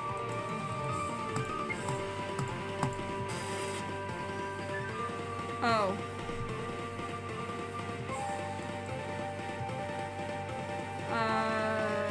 Raina's wounds. Upon closer inspection, I found a large bruise on the back of her head. Jesus, sure dug deep. I knew you were into dead bodies, but still. Okay, shut up. 3 wounds. The cuts were made with the blade, which is still missing. The crushed back and lungs were because of the stage weight. But where does that 3rd wound come from? What could possibly create those wounds? You don't mean... I believe that the cuts and weight were added after Raina was already dead. So whatever created that 3rd wound is how Raina was actually killed. This is what was used to kill Raina. The glass shards. No, it wasn't that. Oh. How to be flat and blunt. The sound... Oh, okay. I think it might be... They're connected, but I think I'm presenting this first, I think. Yeah. You used the sound by the window to kill her, wasn't that right? The window cracked when you shoved her into it. That's creating the unusual wound in the back of her head as well as a hole in the window. The impact bruised her and the cracked glass created a few tiny cuts. No, you can't be serious. Yeah, the window was already cracked. It's nothing to do with the murder. Shut up, Billy. If that's true, then I wouldn't have found these. There we go. These prove the window was cracked recently, the glass shards.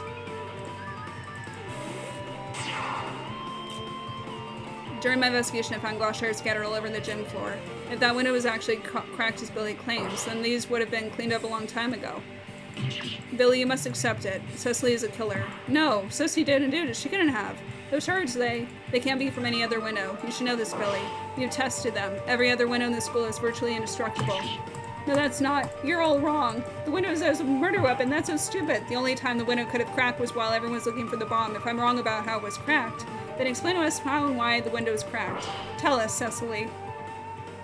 How? How? It was, yeah, she's buffering.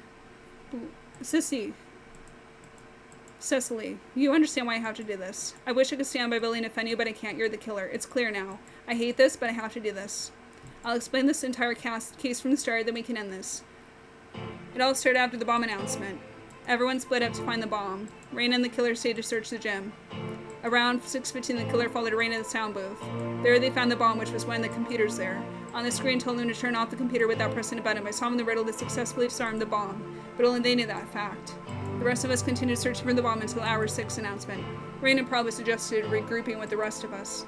But the killer had a different plan. He slammed her against the window, killing her. After realizing Raina was dead, the killer grabbed the broken laptop, then dropped it under the shower in the senior boys' locker room. They did this to convince us the bomb was there, not realizing that laptop was already broken. Then the killer moved Raina's body backstage. They cut her to make her look like she fought her killer. Then they crushed her under one of the stage weights. They raised her second weight up and set the lighter next to the rope. The flames slowly burned through the rope, which gave the killer time to leave the gym. This was the first step behind their alibi. To scare an alibi, they had to meet with someone before the weight fell. And that someone happened to be me. But little did they know that Billy and Argus had an alibi, also have an alibi. The rest is history. And the one behind this whole case is the one who murdered Raina Lockwood. It was you, Cecily Belmont. I'm sorry, Cecily, but it's time to face the truth. No, it's not true. It's not true. You're all wrong. I didn't kill her. You have to believe me. They, she, how, no, I can't die here. I don't want to die. Too bad, so sad, bitch. Turning off the computer without pressing buttons. Maybe unplugging it will do it. Got it. It's off. Great. Then the bomb should be disarmed. And with 30 minutes time to spare, we should go find the others. Raina, I need to talk to you. What's wrong? You don't usually ask. Just be straight with me. What happened last year? It all happened so fast. One night we were playing Mafia, then the next day I'm mourning. The first thing I heard when I woke up the next morning was that Felix died in a car crash.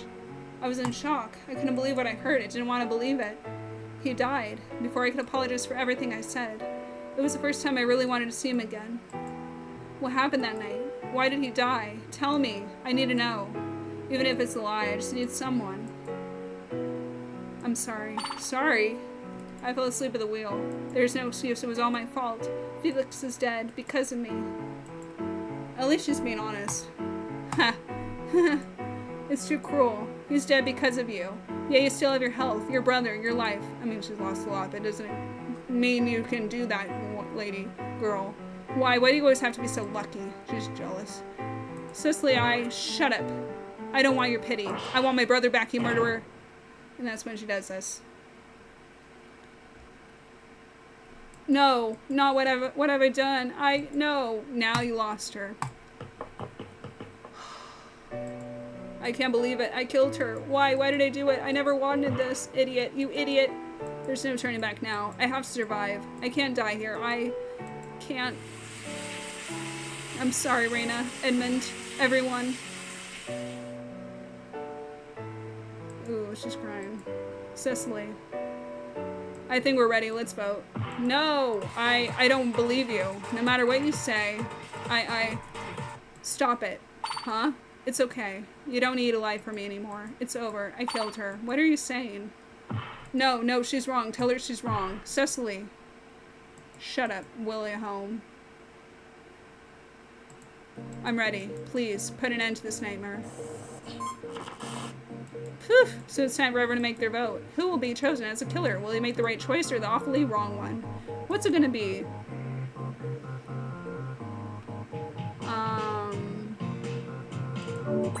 So is that how you voted? Whatever. Hopefully you won't regret it now then. After scanning through, I just wait, I didn't even catch that. Guilty. I noticed he didn't take any damage during the question. I deserve a reward. Oh yeah, you got it. The killer in this case is the victim's best friend, Cecily Belmont. A part of me wished I was wrong, but in the end, this is the truth we worked hard for. We have to accept it. The vote was just barely anonymous. Everyone voted for Cecily, except for one. You mean, did he vote for himself? I never wanted to believe it. Even now I can't believe he actually did it. Why, Cece? Why did he kill her? Why couldn't it have been me? Why not me? Weird. Take a look. Felix Belmont, 17, killed in crash. This is from last year. Yeah, after last year's party, Felix, Raina, and Edmund were in a car accident, and Felix died. His death has been haunted me for all this time. I knew I could trust Raina, that's why I left the group. You blamed her for his death. I needed to ask her about that night, but I kept putting it off because she was also hurting. No, it wasn't that. I was scared. I was scared of what she would say. What if she killed him? How could we still be friends? So I kept putting it off for days until I let Jessica go. I thought I could put that part of the past behind me. I thought I could let it go, move on. But when I realized we were going to die here, the night kept replaying itself in my head. Then I found that paper. That's when I knew I had to talk to her. I didn't want to die before finally asking her about what happened that night. I think I know how she felt. I couldn't help but reflect on my life regrets. I wanted nothing more than to get out of here. Yet another part of me gave up. I had to talk to her to finally put that night to rest. I thought she couldn't tell me it was just an accident, that it was just some drunk driver, that I could finally stop doubting her. Instead, she was the reason he died. And, well, you know what happened. So the one I killed before, that was Ray, right? No, it wasn't her. How can you be so sure? Because it doesn't matter anymore. I'm sure I'm such an idiot and never once considered her feelings. She lived with that guilt for a year, and now it's too late. I killed her. I killed my dearest friend. She was always there for me. She was the one person I could finally fully trust. I did something I could never take back. Even after all that happened, she still considers Raina her friend. Why did things have to end this way? Damn it. If only. There's one thing I don't understand, huh? You moved the laptop and the body, why? Why are you asking that now? The Inquisition is over. You only needed to move one thing, yet I moved both. I only moved the laptop, not her body. What? Why are you lying now? She wouldn't. There's no reason for her to lie now. When we discovered the crime scene, caught off guard, weren't you? Yeah, I didn't know him or why she was moved. I didn't know how or why she was moved. I wasn't expecting Edmund's corpse either, but you were the only person who could have moved her. No, there was a way for someone else to move her. Because he used this. I'm gonna go with...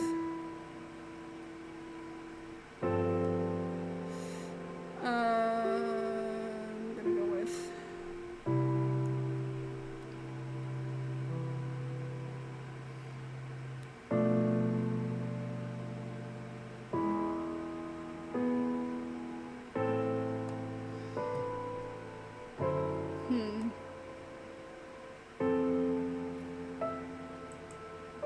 I think.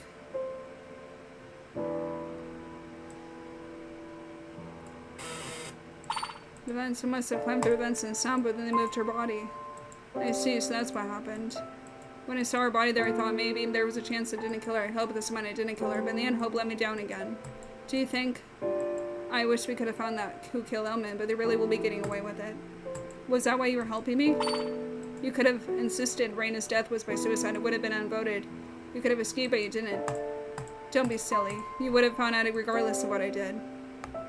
No matter my motives, what I've done is unforgivable. Even if I want, I can't live on what I've done. A murderer like me deserves a harsher sentence, the most painful execution. Aha, that's right. Scum like you deserve nothing but death. You. Huh? You mad, bro? Newsflash, I didn't kill anyone. The bra was killed by Pinky. But it's your fault that we were in prison here to begin with. If it didn't make this stupid game, Raina, Edmund, they would still be alive and Cecily wouldn't have become a murderer. It's all your fault. I'll never forgive you. One day I'm gonna find you and make you pay. I'll never forgive the bastard behind that screen. As soon as I find them, I guess it's time. I'm ready. This is goodbye. She's never coming back. My friend is gonna die. Wait, eh? I wrapped my arms around her shoulders and pulled her close. This is definitely the most awkward hug I've ever given. She's shaking. She's terrified. I never wanted this. I should be angry. I should hate her for killing Raina. Then why am I hugging her? Why am I crying? Why am I crying for a murderer? I'm counting on you, Tomoka. Huh? Find the culprits behind all this. Don't let them do anything like this ever again. I promise. I promise. Thank you. He didn't say a word. What can you say to someone who's about to be executed? Neither did he. His questions were answered. What else could he say? Why did this have to end this way? We still have to find Edmund's killer. Now then, let's not waste any more time. Let's give it everything we've got. No. Goodbye, everyone. It's punishment time. It's punishment time. Yikes. Oh, it's an electric chair. Does it sound like any last words? Just get over with already. Error 403. Legal download detected. Beginning reboot in 3, 2, 1. Did he just turn off? The exit. Hurry. First floor hallway. The front entrance is just down the hall. Hurry. What is happening? We need to try the doors while he's turned off. Please work. Please work. No. No, no.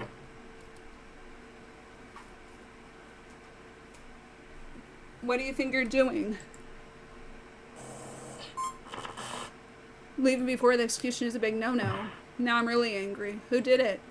Who hacked into my server? That wasn't you? Then who? Tomoka, wait. Room 2, Jim.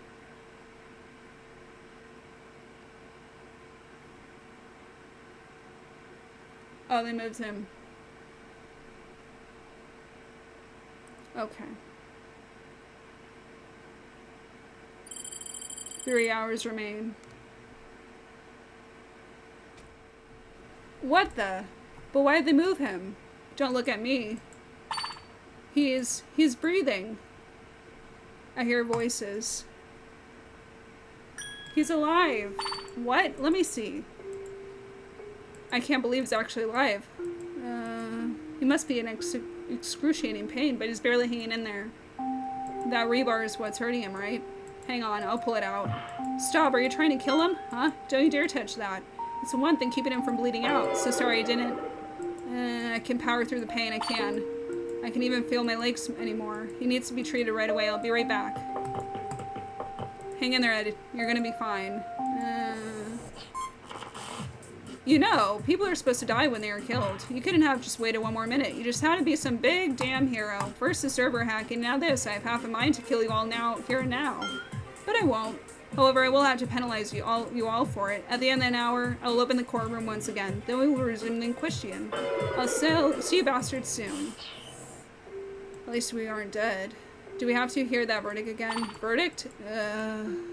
We shouldn't speak. Oh. Who killed her? Who killed my sister? Cecily. What? Cecily killed her? That's impossible. I'm back, hang on. First, let's secure the rebar to keep it from moving around. Sorry, this might sting a bit. After that I've been through, I think I'm numb to a little stinging. You'll need to go to the hospital as soon as you can. But this should help ease the pain for a bit. What is that? It's something I dabbled in during chemistry. Wait, Cecily's around. It's a painkiller like morphine. Hey, hold on, are we really letting the murderer treat him? It's fine. I trust her. Even after everything I've done, you are too much. Oh, I guess she's not, like, dead. Or, That's all I can do for you. Is he gonna be alright? I don't know, but it would be best if he didn't move at all. However, he won't have a choice since everyone will have to go back into the courtroom, but it should only take a few minutes. Then all of us can get out. I can feel my pain slowly dissipating, but I can still feel the rebar tearing into my skin, but I think I can manage the pain now. Hey, didn't you hear me? You need a rest. There are a few things I need to take care of. Like what? The Inquisition's over. Ed, it's okay. We've taken care of everything. Just relax. I see. I said I'm fine. I can't waste any time. I just need to bear with the pain for a little while. Edmund, wake up. Wait up. I know it's hard to accept. Even now I don't want to believe she did it, but it's the truth. It's not that. At least let me come with you. I could fill you in on the details. Thank you. Room 2, Jim. How much do you know about the case? Not much at all. I remember entering the catwalk and waking up backstage. And other than that, I don't know much else. Alright, I'll start from the beginning. Room 3, Jim's sound booth. You're saying Reina was killed here? Yes, Cecily shoved Reina into the window. That explains the crack. I still find it hard to believe Cecily killed her, but if Cecily confessed, then that's that. But that's not what I'm here for. Good, it's still running. The laptop earlier wrote a program to connect to the school's network. And it looks like it just finished. After the Inquisition, Warden said something about an illegal download then shut off. Could your program have caused that? Yeah, probably. I realized Warden might notice a new network connection then block it. So in addition to connecting the network, my program is set up to download any new information it detects. So even if Warden shuts off this connection, we'd still be able to see some of what was stashed on the network. I think I get it. So what can you find? Give me a second. Here are the first results. Looks like a stash of videos. I'll try GYMCam. GymCam with a capital Y. 007. This is, you hacked into the cameras. Looks like it. Well, we can't watch all of this, so I'll skip ahead. That's juicy. Wait, go back. Right. What the? Reyna. I thought you said she was killed here. She was, I thought. Go back a little further. On it. Where's Reyna? Oh. Before Reyna left, Cicely ran out into the laptop. She dropped it off in the senior boys' locker room. Then she left the gym to find me. Afterwards, someone was supposed to have moved Reyna backstage. Yet here we see her walking there herself. Well, let's keep going. That might be right there. The video cuts and skips to 6:10 p.m. when you and Cicely ran backstage. That's when we discovered the crime scene. It was around hour 5:50, I see. I wish we could see what happened before that. It probably wouldn't matter. What do you mean? I think these videos are set to only show the moments where it detects motion. Like when we left to search for the bomber when Reyna appeared. Then there wouldn't have been anything to see. Right. Security footage on inventory. Let's see what else we have here. Most of these files are corrupted, so you can't view them? That's a shame. Hey, what about that controls file? Let's see. Whatever it is, it's locked behind the administrator. Can you hack it like before? No, it would take me too long to make the program. And even if it worked, I doubt Warden would let it stay for long. Right. That's all I have so far. I'll check on it again later. There might be more of this case than we thought. Yeah. Cicely claims she killed Reyna in the sound booth. Yet the footage shows Reyna walking the stage. I have so many questions right now. Sorry, Cicely. I know you want me to rest, but I can't relax until I get some answers. Anyway, let's get going. Right. I should take this with me.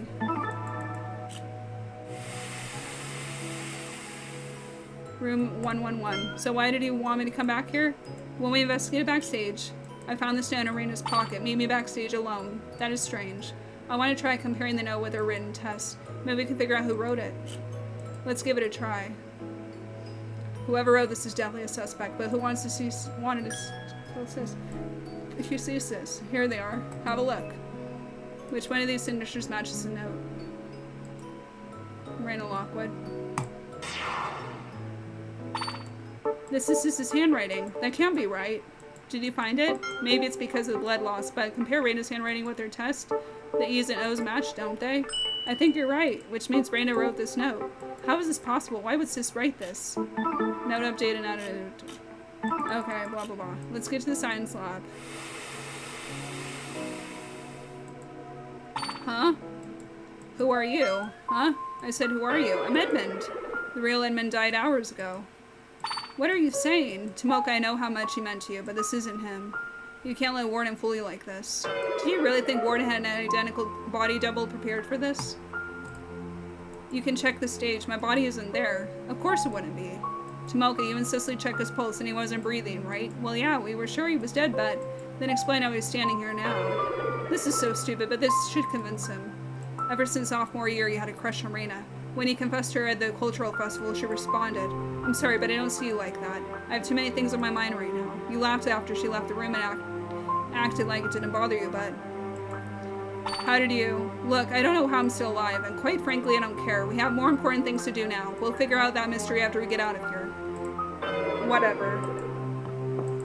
I shouldn't be alive, but I am. It doesn't matter. I won't waste this chance. Room 400 Science Lab. It should be around here. I'm going to check out the catwalk. I'll be right back. Okay, I can take care of things here. I remember finding it in the teacher's desk earlier. Ah, here it is. I just need to mix the packets inside with water. Then we can... I have to go back there. I need to focus. I just have to mix. Edmund. Oh, hey. She started sorting through the lab ingredients. What are you doing here? Just making preparations. Preparations for what? Just in case. It doesn't hurt to be prepared. I see. Tell me, Edmund, why are you doing this? If you keep moving, you'll risk opening your wounds and bleeding out. If that happens, I might not be able to control your bleeding. You could die before getting to the hospital. I know. She's a nurse after all. Oh, for crying out loud. Why are you so calm? You just got your life back. You seem keen on wasting it.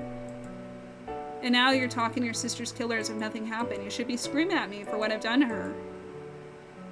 Would it do any good?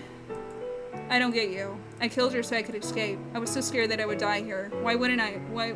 Who wouldn't be? Being abducted and forced to play this game. All I could think was escaping. I didn't care how to die. I had to escape at all costs. I'm horrible. I'm just a worthless murderer.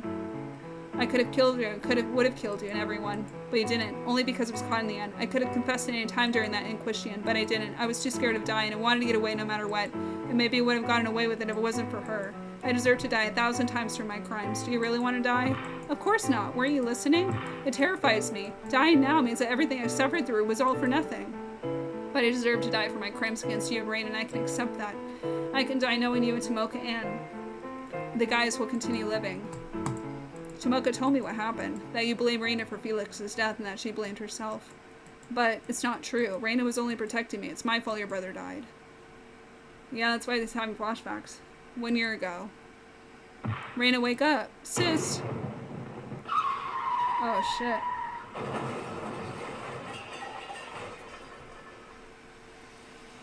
Ed, can you hear me? Edmund? He's not responding. Reina, can you give me a call signal out here? Cell signal out here? No. It's gonna fall off any minute. I'm going back in. Wait, you can't. You're barely staying awake. Wait here.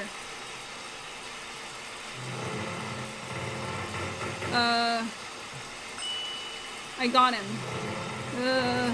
I can't climb back up with Ed. Reina, can you reach for him and pull him up? I'll try. Alright, easy does it. Easy does it. You're gonna be fine, Ed. Got him. Pull him. I'll push him down here. Right. Alright, Ed. Your sister's gonna pull you up. You're gonna be fine. There we go. He's out. Good. Okay, I'm climbing out. Oh god. It's gonna fall. Nah, I'm fine. Oh crap, crap, get back. Ah! No. Oh shit. Of course the car exploded. No, Felix.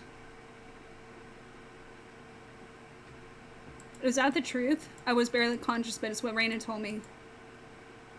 So have you. Thank you, huh? Thank you, Edmund. I'm glad you told me. Knowing that's how he went, it puts my mind at ease. But if I wasn't there, it's not your fault. Not yours. Not Reina's. It's nobody's fault. It was just an accident. Nothing more. You can only decide your own actions, not anyone else's. When your friends help you, it's because we want to. It's as simple as that. Felix made the decision to rescue you on his own. So he risked his life. My brother wanted you to live, even if it meant losing his life, and you're alive now. Don't waste it. Let me guess. You still have something you need to do, right? I don't approve, but I can't stop you. Just be careful, okay? It's not my fault, but... Oh. Cecily, hey. Keep an eye on him, okay? Call for me if anything happens. I will. Edmund? Oh. I'm done here. Let's head back to the gym. Oh, okay. There's a lot of reading in this game. Room 2 gym. Why are we back here? There's something I need to go do backstage, but this is... I know. You can stay here.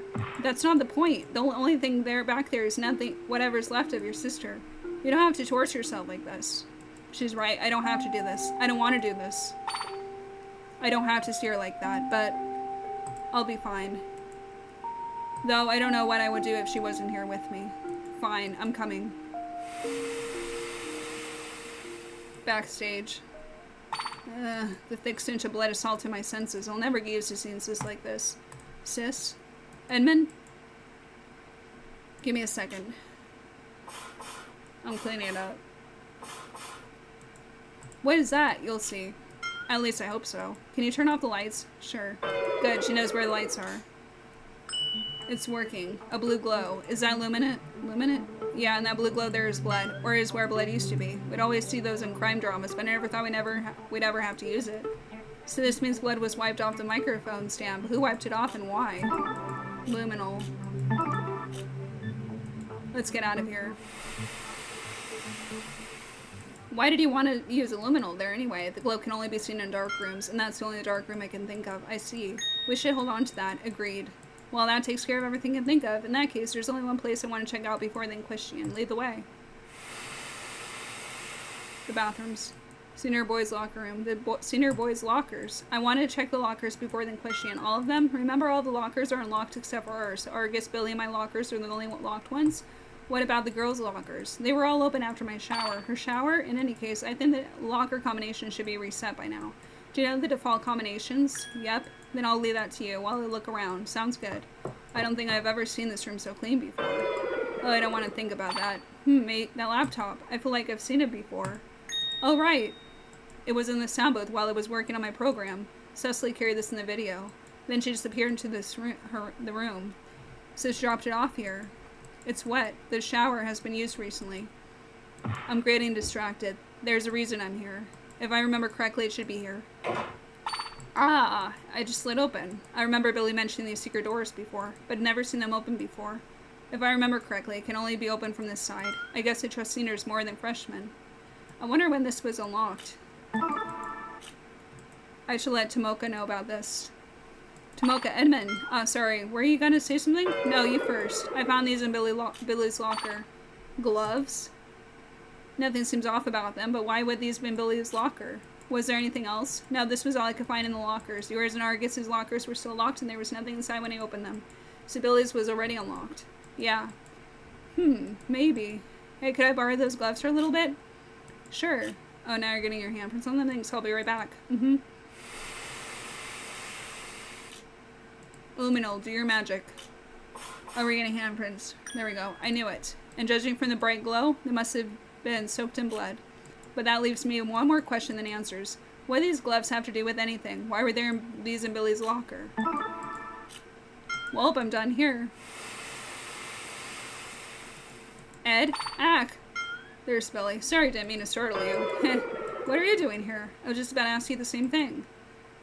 I mean, I didn't think anyone else would come back here, especially you, Ed. Anyone else? Did he come backstage before me? Yeah. I wanted to say goodbye. Goodbye? Everyone else checked the crime scene except me.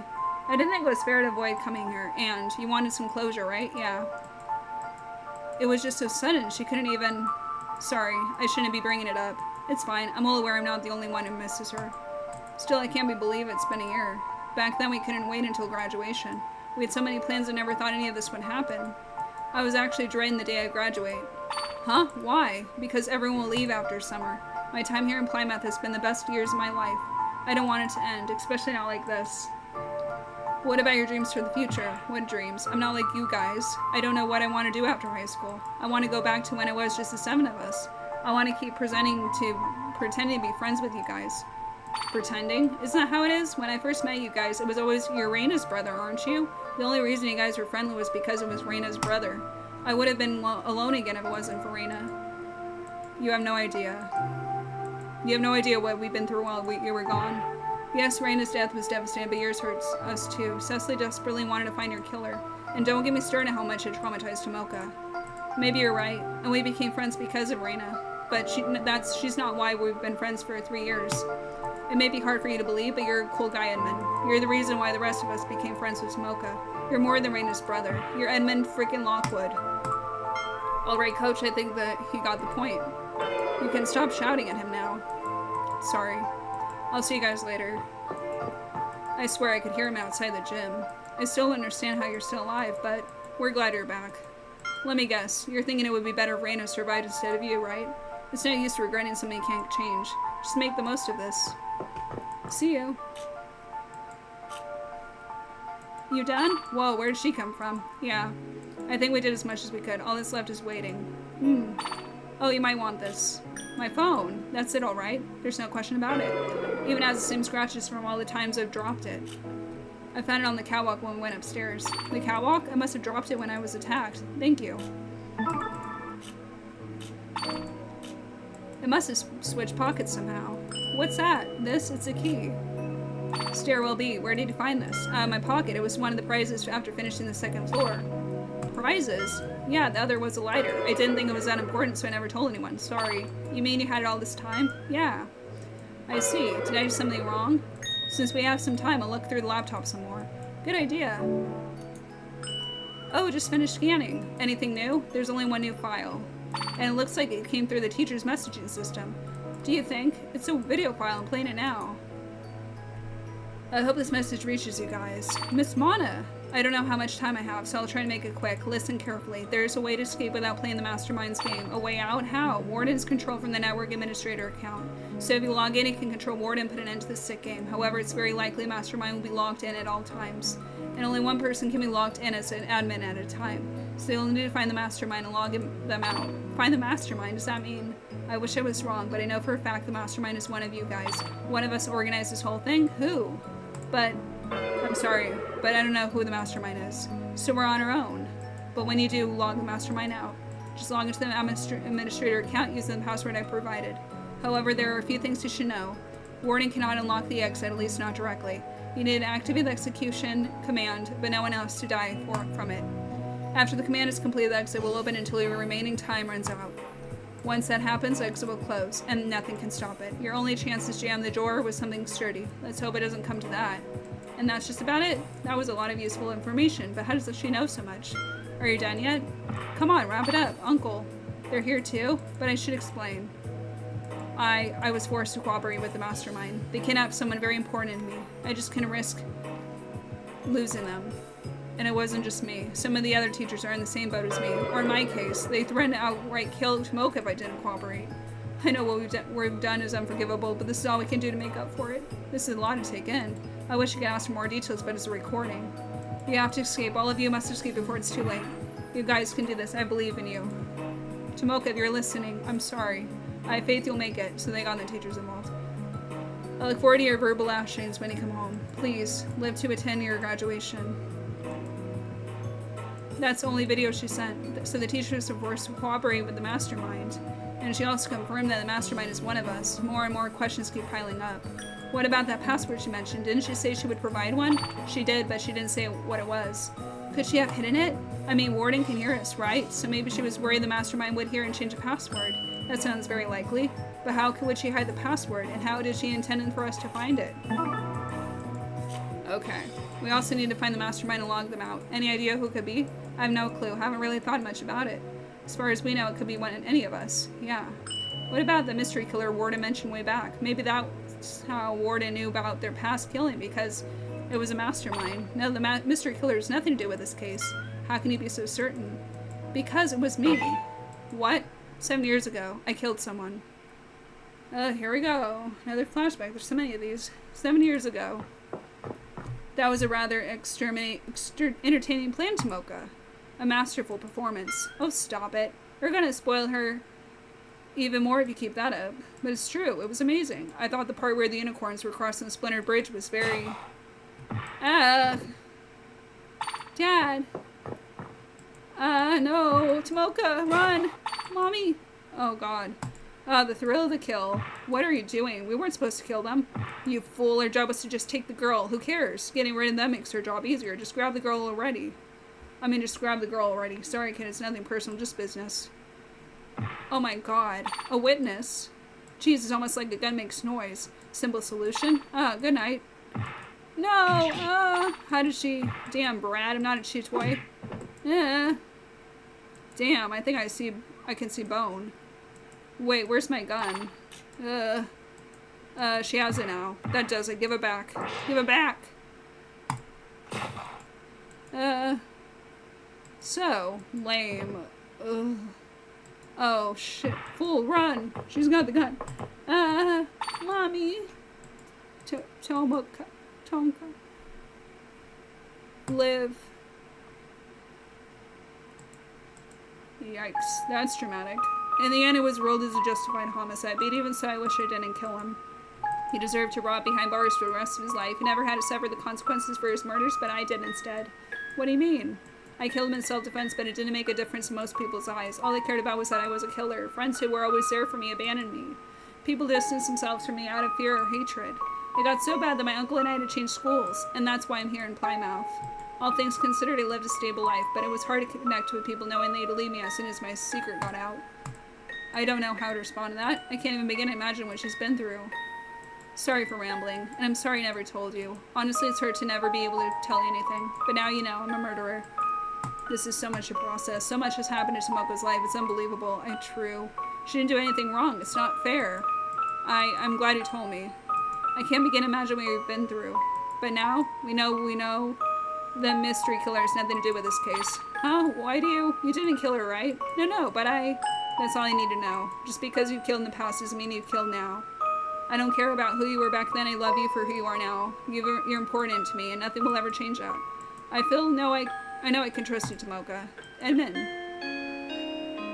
Oh my gosh, here we go. 2 o'clock. Okay, 2 more minutes. I'm tired of waiting. Get over here now. It's time. Come on. We shouldn't keep the others waiting. Right. Here we got 2 minutes of this shit. 2nd floor hallway. Where are those two? They're well aware of our time limit. They'll be here. I just wish they'd hurry up. The suspense is killing me. You're awfully quiet? So is it just me or does Edmund's behavior seem odd? Odd in what way? It's just he's been really calm, almost as if nothing changed. I expect him to be more torn up over sister's death, yet he's barely affected. That's not true. He's hurting more than any of us right now. Metaphorically and literally. I've noticed he's been slightly more irritable, but Ed's always been the kind of person to keep his feelings inside. He's never let any of us see him cry. He probably doesn't want us to worry. I know, but still. So, anyone have any clue what the hell happened? What do you mean? I'm talking about his sudden revival. You and Tomoka said he was dead. He had no pulse. For all we know, he was dead. So why is he walking around now? You make it sound like it's a bad thing. Don't get me wrong, I'm glad he's alive, but doesn't it just seem a little odd to you guys? It shouldn't be possible, right? No, there's one explanation I can think of. Reina told me once that Edmund had a pacemaker ever since last year's accident. He has a pacemaker? The accident took a huge toll on Edmund. It almost left him paralyzed. Years ago, he would have needed a heart transplant. But pacemakers have improved since the last decade. It's possible that it was still active and slowly pumping his blood without generating a pulse. Then eventually his heart suddenly resumed beating, only to wake up in pain and to see that ghastly sight. But one thing's for sure, it's a miracle he survived. Is it really a miracle? Seems more like curse to me. Sure, he's alive, but he has to live knowing his sister is dead and never coming back. As long as he's alive, he will live with that pain. It's kind of sad, don't you think? Even so... Hey guys, kept us waiting, huh? Sorry about that. It doesn't really matter. In 5 minutes, you'll all go home free. Let's get this show on the road.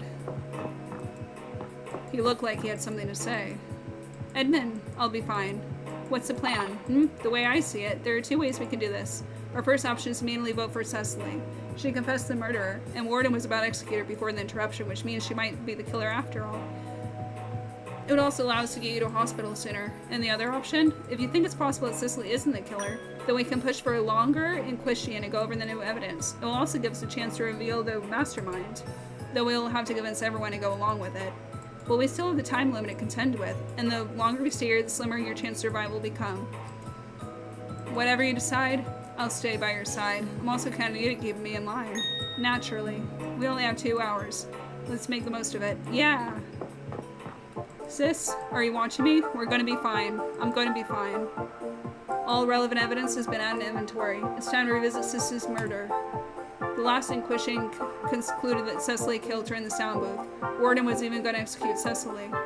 But a few things just don't add up. One of the 2 things is happening here. Either Cecily really is somehow the killer or the mastermind is hiding the truth. But which is it? Our lives are riding on this inquisition's outcome. Only the truth will set us free. 12 hours. Meanwhile, so that's the gist of it. I see. That explains a few things. I'm glad y'all are safe at least. I was there and I still can't believe it happened. I'm happy to hear Freda and the others are safe, but our students are still being held in the school. Isn't there anything the police can do?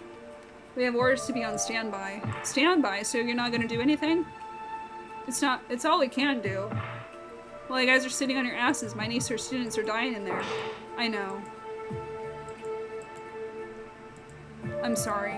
I don't like this any more than you do, but right now there's nothing we can do. I want to rush in and save them, but doing so would put the hostages at risk. If only this was Moscow, then he could rush in. Now is not the time for puns. I'm sorry. It's a nervous habit. Tomoka, please be safe. Sir, I have something to report. 2 hours remain. Let's do it.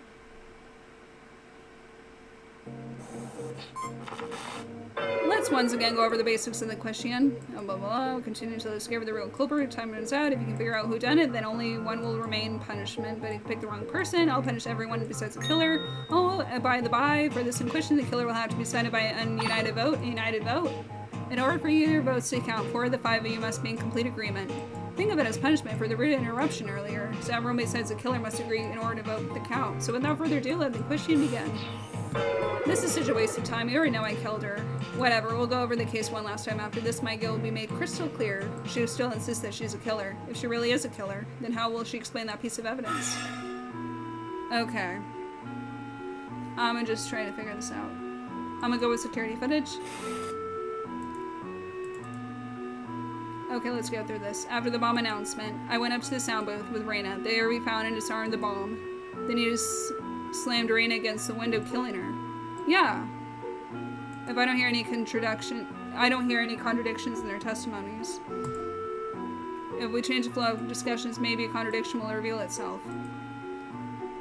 No. Have your way. I'm gonna go with security footage.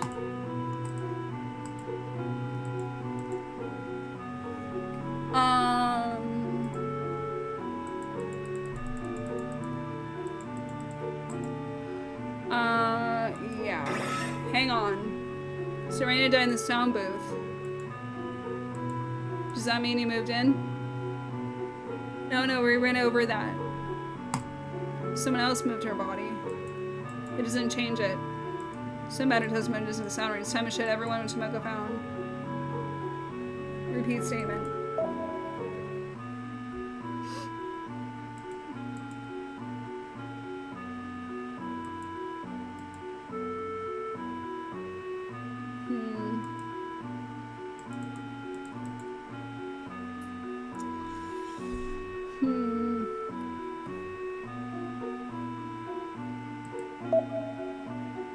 Let me see.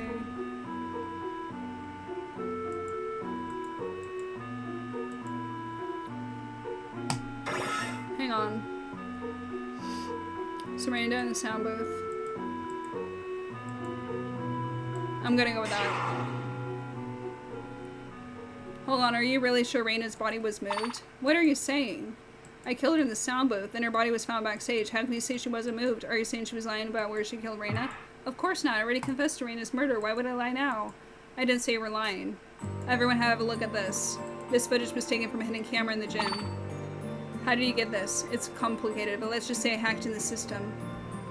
Anyway, this is from after the bomb announcement. At right around 5:20 p.m., Cecily and Reina went to the sound booth. Right. It's off screen, but we know what happened. Then at 5:40, Cecily ran to the boys' senior locker room with the laptop in hand, and then she left the gym soon after that. Just like what Mocha said. But a few minutes later at 5:50, Reina. What the? It can't be a disguise either. That's definitely her. As you can see, this proves Reina wasn't moved. She walked backstage by herself. What a twist. Wowza, Zowie. Wowza, Zowie. Even Warden's surprised. Then I didn't kill her. Not necessarily. There's no denying that Reina didn't die in the sound booth. However, she could have succumbed to her wounds after arriving backstage. True, but if that's the case, how do you explain her cuts, the weight, and the lighter? Sounds like a lot happened last week, Christian. Then maybe she came back to finish off Reina. When did I have the time to do that? Well, Ed, what does the footage show? The only footage after Reina shows Tomoka and Cecily entering the stage. But that was when they discovered the crime scene. Oh, I see. So we were wrong. So you see, didn't kill Ray after all. It's not too late, Edmund. We can still start the vote and end this.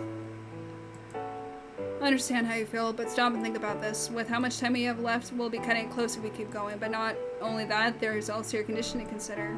The longer you go without proper medical attention, the less likely you'll make it. It's really worth risking yours and their lives for a verdict that won't change. This footage is enough to make me doubt you're her killer. I just can't vote until I have this doubt in my mind. And I can't move on until I've confirmed the killer for myself. I know it's selfish, but everyone, please bear with me for a little while longer. It wouldn't hurt for you to be a little selfish every now and again. I'm right behind you, Ed. This feels like a waste of time, but I'll deal with this for a little while longer.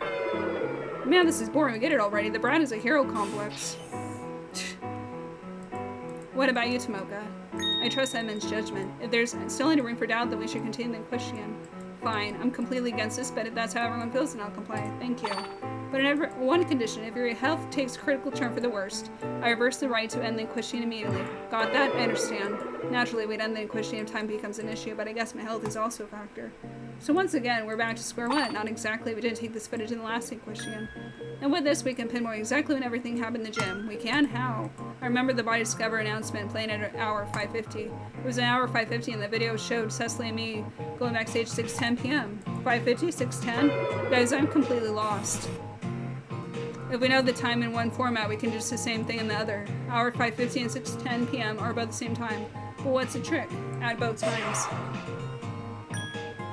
If you know the time in one way, then you can figure out the other. Just remember that the real time and the countdown time adds up to 12 hours.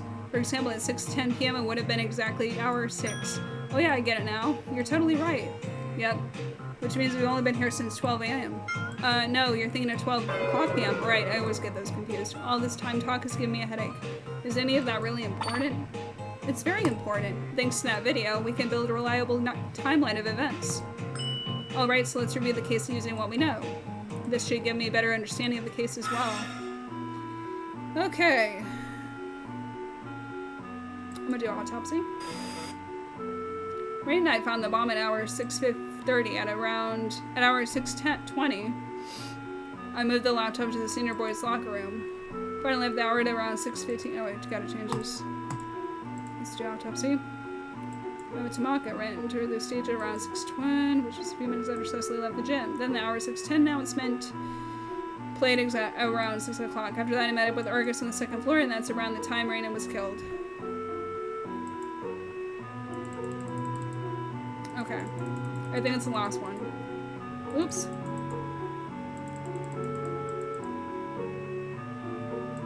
I think it's this one. There's still one more event we can add to the timeline. Raina's time of death. Her death? According to the autopsy, the time of death was 5:55 p.m. 5:55 translates into, I think, 6:05. 5:55 translates to 6:05, which means she died before an hour 6 announcement. 6:05, that means she died shortly after he left the gym then. Damn it. Sis died before the announcement, but what does that tell us? 6:05, 5:55, 5:50, 6:05, Fingal and Eidenhorn. Eidenhorn and Fingal. I'm pretty sure Fingal is not a man in this case, or was it's the other way around. If Raina was killed at hour 6:05, then the killer had to be backstage at the time. But that's impossible. And what that means is only one thing. And what are you talking about? Let me explain. This will blow everyone's mind. I'm gonna do a microphone stand. Only Ray went backstage after hour 6:05, right? Then she must have killed herself. Okay, but why? Because she knew she would die. She did it, so she wouldn't be executed. I'm gonna say did it. You saw her wounds. She was covered in cuts and crushed under the weight. Wouldn't she just use a weight? Maybe she was trying to make us think she was dead. I'm pretty sure those cuts weren't self-inflicted. It's more likely she got them while she was fighting the killer. I think.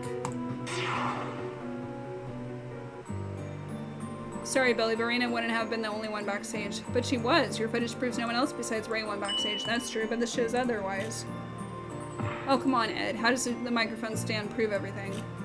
Tell me, what do you think Raina saw when she went backstage? What did she saw? She probably saw Edmund lying dead and maybe her killer. What do you think she would have done then? Run? No, she probably would have been really pissed off, maybe and tried to get revenge. If that's the case, she would have picked up the closest weapon, the mic stand. But hold on, Ray would have been leaking with blood, remember? But there's not a single drop of blood on that microphone stand. No, Billy, I agree with you. What? Dogs and cats living together? Mass hysteria. Guys, it's not that shocking. I make good points sometimes. But I'm glad you're saying things my way, Ed. There's no blood on the mic stand. Anymore. Anymore? What are you talking about? The mic stand is completely clean. Yet a luminol test revealed hidden traces of blood. Luminol. It's used a lot in crime dramas. You spray it in and turn the lights off, then the hidden blood traces begin glowing blue. It's one of the few things that television gets right. That must be what you went up to that science lab for then. Though maybe next time you should bring that up sooner. Sorry. But like I said, Billy, Raina wouldn't have been leaking blood. So how would she clean the blood off the mic stand? She had nothing to wipe it off with, and even if she tried, more blood would come.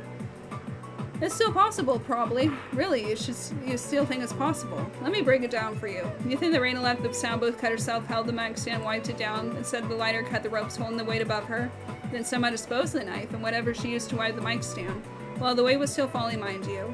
You're saying she did all of that. I'm kind of impressed you could say all that in one breath. When you say it like that, it does sound very unlikely. Thank you. At this point, the only conclusion we can come up with is that she was murdered. Yeah. Sis was murdered, that much is clear, but now we have another problem to tackle, the killer's methods. How did the killer commit this murder? Since she was murdered, the killer had to have gotten in and gotten out of the gym, all without being caught on camera, and that opens up another can of worms. According to her timeline, Reina entered the stage around 6:10 and she died at hour 6:05. Then Tomoka and Cecily discovered the bodies at around 5:50. The killer, less than 20 minutes to kill Reina, escaped the gym. Whoever did this all was crazy, but how in the world did they get backstage in the first place? Oops. They couldn't have taken the gym door, otherwise the footage would have shown that. There was no back entrances, no trap doors, but there were other rooms that connect to the gym. The catwalk. She's right, the killer could have entered the stage from another room without being seen. The killer must have come through this room, the catwalk. That would make the most sense. The only way into the gym I can think of is the catwalk. The camera will be unable to see anyone come in that way. Yeah, I guess you're right. Then are you saying the killer did everything from the catwalk? No, that's impossible, unless the killer had a lot of string and was an accomplished puppeteer. We can only conclude that the killer was on the stage itself. You know, it's funny how you say the weirdest things with that deadpan expression. Then you understand how far-fetched it is for the killer to enter via the catwalk. If they did, had the killer get down from the catwalk to the stage. It's the only way I can think of. So how did the killer accomplish that? My nose, like, really itches. Sure. I mean, it doesn't matter. You don't really click on those. I'm gonna go with ropes. How did the killer get to the stage from the catwalk? We can rule out jumping. Most people can't survive falling that high. Maybe they used something. Hang on. What could they have used to calm down safely? Maybe the killer came down the same way as Edmund. That seems a little too risky. Then maybe they climbed down to something. Yeah. I believe that. Billy, you're onto something. I knew it. The killer would use weights like an elevator. No, not that. I'm certain the killer uses stage ropes to climb down. Seriously? They could have climbed down the ropes? No way. Ropes go all the way up to the ceiling, so it's possible. That's insane. You need some good upper arm strength. So it's definitely plausible. It's nutty, but it could be done. It's crazy, but we don't have any better explanation. But I wonder why the killer would take such an elaborate path. Unless, everyone show your hands right now. Our hands? If the killer climbed down the ropes, their hands should be scratched up or something. You're welcome to check, but it's pointless. The killer would have protected their hands somehow. Oh, I see. Yeah. There was a pair of gloves on the catwalk. They must have used those. Gloves? How would you know that? So let's see. After climbing down, the killer murdered Reina. They cleaned the microphone stand, set the light, and took their knife. All this so discusses the killer's escape route. Alrighty then. I'm reading so fast. I'm so sorry. Let's go on ahead. Let's do secret doors. So how did the killer get out? They'd have to avoid the camera. My first thought is that the killer climbed back up the rope. I'm gonna go climbed, I think. Unfortunately, it's not possible. The ropes are too far from the catwalk. If the killer couldn't get back on the catwalk, then how come they can get out? There are no other backstage exits. I noticed the camera has a blind spot. But that locker room is a dead end. I'm gonna go with dead end. It's not a dead end. Was it really a dead end? I'm not so sure. What are you talking about? Of course there was a dead end. You'd entered the locker room, but the only way out is the way you came in. And normally that would be true unless you took the secret door. The what? You didn't know about the secret door in the locker room? So what are you talking about? If you push against the wall in the back of the shower room, the wall to the adjacent shower room slides open. There's one on the girl's side too. Hold on, I think I would have pushed against it at some point in time. They're only supposed to be unlocked in case of emergencies, but they were unlocked for this game. How could I resist using such an interesting door? I mean, come on. But were they even unlocked at the time? Oh, you're talking to me? The secret doors were unlocked after the second floor puzzle was solved. So the killer could have... No, they had to use it. Okay, now we're getting somewhere. So the killer left the stage, entered the locker room, then slipped through the secret door, and then... Sounds so difficult, Billy. The killer did this after passing through the secret door. He left the gym. Okay. And then they left through the gym door. Oh, thank God, it was sure was going to be something completely bonkers. Why is he acting weird? What else could it be? After leaving the gym, the killer just resumed their search, or at least an impression of it. Is it possible the killer left the gym while we were in the hall? Tamaka? I think so. The killer most likely peeked outside to make sure the hall was clear. Then they made sure to run quietly so we wouldn't notice. So it went like this. The killer entered the catwalk, then climbed down the stage ropes. When they arrived at the stage, they killed Reina. They snuck out of the stage, taking advantage of the camera's blind spot. Then the killer left their secret door in the boys' locker room. After that, they returned to the halls as if nothing happened. I think we can say without a shadow of a doubt that this is the truth behind the killer's actions. Bravo, I'm sure y'all are feeling so proud of yourselves. Though there's a little something you're forgetting about. What are you talking about? The killer, you dumb heads? Dunderheads? What's a freaking killer? Who's a freaking killer? Dunderheads. Oh yeah, we still need to figure out who did it. Alright, then it's about time we solve this mystery. You say that, but are we really any closer to finding the killer? He's right. We may have figured out how they did it, but there's no clue as to who did it. Before we go on, there's something we should clarify. What do you mean? The number of killers. How many were there? I thought we agreed there was only one. The killer pushed Edmund off the catwalk, then climbed down and killed Reina. Sure, that is possible, but if that's the case, then the killer's actions make no sense. As you may recall, the first rule states as follows. After murder is committed, the survivors will investigate a murderer. A murder doesn't state any benefit of killing multiple people. There would be a benefit if they killed everyone else, but less than that, that would only make things harder for them. Then what are you suggesting, Cecily? I'm saying that Reina's murder and Edmund's attempted murder are two separate incidences carried out by two separate killers. What? Wait, hold on a second. What about the timing? Both incidents happened 5 minutes between each other. Are you saying that someone else climbed down? No, that isn't possible. Then I don't get it. Simple. Reina's killer entered the stage using the secret door in the senior boys' locker room. I see, that's how they bypass the cameras. Makes sense. I guess, but that doesn't help us at all. Ray was killed at hour 6:05. Any of us could have used the secret door. That is true, but this one piece of evidence will narrow down the suspect significantly. Don't just stand there, show it already. The note. Earlier today, someone gave this note to Reina. She was to meet this person backstage. And now that I think about it, it also explains why Reina went backstage at all. She must have seen the person who she was meeting with walk backstage as she followed. Wait, and we know who she agreed to meet with. She even admitted it in the last question. Let me guess, I'm the killer. Is that what you're trying to say? What? I didn't want to bring this up, but I guess I have no choice now. You confessed to writing this note and there's more. Tell me, at what time did we meet up? We met in the classroom a few minutes before hour 5. Because of the footage, we know I left the gym at hour 6:15. Wait a minute, there's a 15-minute gap between Cecily leaving and meeting Tamaka. Will Tamaka care to give us an explanation? I don't have one. Not a concrete one, at least. Huh? Hold on, why would Mocha do it? Isn't it obvious? Who was backstage at the time? Mocha, Ray, and Ed? Oh no, Tamaka. Perhaps he mistakenly believed Reina killed him. So he killed her for revenge. It makes sense if you look at the evidence. But if that's the case, your actions after the murder makes no sense. You could have won earlier in the last question, yet you went out of your way to indict me. I just can't shake off this doubt. So please just prove me wrong already. She's not even reacting. Don't worry, Cecily. I didn't kill Reina. Like I said before, we met in the classroom. You had no way of knowing which one I was in, so we had to check each one. That can take 15 minutes. Why is it never easy? They always have to argue like the bitter end. I don't want to believe Tamaka killed Sis, but if she's innocent, then the evidence will show as much. Okay, I think it has to do with the note, because we were kind of talking about the note. So I'm gonna put note. Okay. So that settles it. Tamaka's a killer. I still don't believe someone like Mocha could do that. She's the only one who could have done it. Tamaka wrote the note after all, the note. Hang on. I lied about writing the note. Billy also lied about seeing me write it. Wait, what? Then why did I see? That's obviously an excuse. If it wasn't you, Tamaka, then who did write it? Was it Edmund after all? Maybe it was Billy. Or maybe perhaps Argus. Or he claiming I wrote it. Or maybe Reina reminded herself to meet herself backstage. I think it was Reina. Tamaka couldn't have written that note because it was Reina. She wrote it. What? I was kidding. Now I'm even more confused. I know it makes no sense, but it's the truth. This matches my sister's handwriting perfectly. Yep. Edmund, are you really trying to cover for her? No, it's not like that. Then what is it like? Oh, here we go. I'm gonna say written tests. Reina wrote that note. Don't even go there. Tamaka wrote that. Nope. If you compare the note with Raina's written text, you'll see they're a perfect match. Even if that really is one of her tests.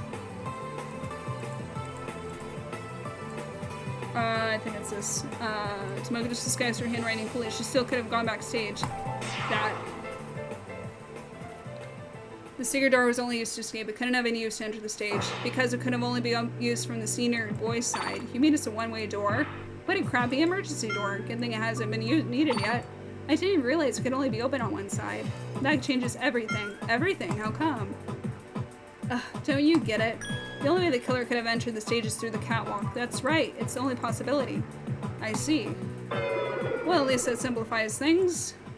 Simple or not, we're still no closer to finding the killer. Not exactly. We now know there's only one possible route the killer could have taken. Yeah, we can already eliminate a few suspects. Those are just those of us who couldn't have climbed down from the catwalk are Edmund and Cecily. That would be Cecily and myself. Cecily didn't leave the gym until hour 6:15. She wouldn't have enough time to run back up the 4th floor, and I was unconscious at around the same time. Sure, but what about Tomoka? I can't prove that I didn't. I had 45 minutes to run up to the 4th floor. I guess that's true. So if the killer had to come through the catwalk, then would that mean Ray's killer came after Ed's? I think at this point we can disregard the multiple killers angle. Raina was killed at hour 6:05 and Edmund was attacked at hour 16. Clearly Edmund's assailant and Raina's killer are the same person. I agree. I don't think any of us will argue that. Sis's killer is my assailant. That must be the case, but that doesn't explain the other questions. But what did that mean? Alright, this makes no freaking sense. Here we go. Catwalk door. You said it before, Cece. The killer only had to kill once. They had no reason to climb down yet. They did. They did. There was no reason. Oh, my bad. I need to calm down. Let me do that again. Killer cell. Clearly killer was backstage with her. Perhaps killer no choice. No choice. Of course he had a choice. I got it. That would explain the killer's actions. It has to be it. It's only a theory, but... Edmund, buddy? Or to Edmund. My head, what is this feeling? Hour 6:15. Who's there? No, stay away. Help, somebody help. Raina. Let go of me. Let go. The door. Oh god, no. Not like this. It's the gloves. I'm alive. I'm... Ooh, that sound. Edmund. I remember how I died. Edmund. I think it has to do with the gloves. The killer climbed down the ropes because the door was closed. How did he climb down the rope? The catwalk door closed when the killer attacked me. What? No way. We were trapped in there with the killer? I see. That has to be it. The catwalk door can only be opened from the hallway. If it shuts while the killer was still inside, then they have no choice but to climb down. Yeah, how they climb down? They can't do it with their bare hands. I get that, but why didn't he mention the catwalk door? He couldn't. What do you mean he couldn't? I know it's just a theory, but if you think about it, that's the only way to explain the killer's actions. The killer only had one victim in mind, but they didn't account for the catwalk door. I never forget that door after all the trouble it caused. It must have closed when Edmund struggled against the killer. Naturally, they wouldn't be able to wait for someone to get them out. Otherwise, we immediately linked them to Edmund's assailant. So they had no choice but to climb down. I see, it only makes so much more sense now. The door explains the killer's actions perfectly.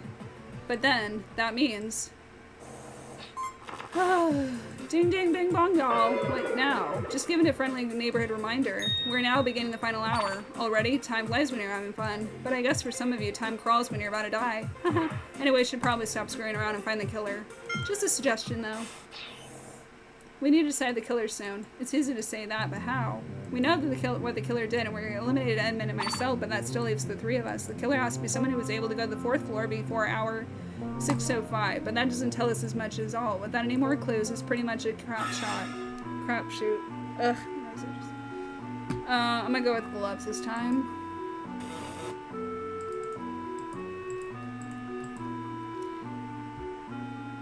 Now, if I remember correctly, it's... There could be any of us. No, we know how the killer did it, and we know who could have done it. But we can even identify the killer, yes, because we're wearing gloves. Instead of trying to decide this killer now, let's focus on what we don't know. But we don't know who the killer is. We don't even know where the killer's knife is or how they protect their hands. Yes, we do. But chew. When the killer climbed down the stage ropes, they needed to protect their hands somehow. Otherwise, their hands would have been incriminating them right away. That's why they had to put on these gloves. Ah, do you recognize them? Yeah, I saw them on the catwalk earlier today. It would have been when we were first exploring the 4th floor. If those were on the catwalk, then the killer must have worn them when they climbed down. Yep. So where do you find them? Were you listening? They were on the catwalk. I know they were there originally. But I want to know where you found them, Edmund. Why does that matter? Shut up. Well, Edmund? Okay, I found these lockers in Billy's locker. Probably someone put them there. They were in Billy's locker. My locker? I see, it's just as I thought. Wait a minute, what are you talking about? How much of an idiot are you, Billy? You know exactly why those blood gloves are in your locker. You had them after you killed Raina. Well, I killed Ray. Yes, you're the only one. Are you sure it's that simple? How many of you would know his locker combination? He's the only one who could unlock it. Ugh. And not only that, he fits all the criteria of our killer. As a star athlete, he can easily overpower Edmund as well as climb down the ropes. He also knew about the gloves since he searched the catwalk earlier today. No, I got it all wrong. You were searching the 3rd floor. You were searching the 3rd floor. You hit the floor close to Edmund so you could kill him, didn't you? Not you too, Cece. You know about the secret door. You even explained it for us. Wait, hold on. A clumsy murder like that, it's only fitting you concocted it. Hold on. It's true that I can probably climb down. I even knew about the secret door. But I'm not the killer, I swear. That's what they all say. Cece, please believe me, I didn't do it. Prove it. Ugh, this can't be happening. Well, what are we waiting for? Let's vote before we run out of time. No, stop, please. It's a trap. I'm being framed. Oh, just shut up already. Well, Edmund, you all ready to put this murderer away? He tried to murder you and he killed your sister. Finally, there will be justice for Raina. I feel horrible for sending him to his death, but I knew I would feel this way no matter what I did. Ed, listen to me. I swear to you, I didn't attack you. I didn't kill Ray. Edmund! Help me. Objection. No, that's wrong. Tomoka, it's still too early to indict Billy. Okay. It's just defending him or not? Rules. It's possible that Billy is being framed. Nothing is exclusive to Billy. Anyone else could find the gloves on the catwalk. Anyone could climb down the stage ropes unless your member attacked you. Almost anyone could have done it. Not anyone. Wait, no. Crap, that wasn't it. I might need to have it again. Okay, I think it's the last one. There's no concrete evidence.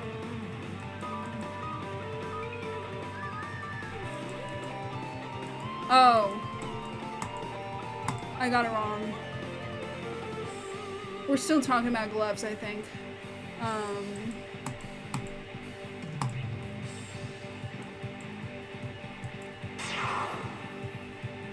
But only Billy knew his locker combination. The only one who could have opened it. Now I remember.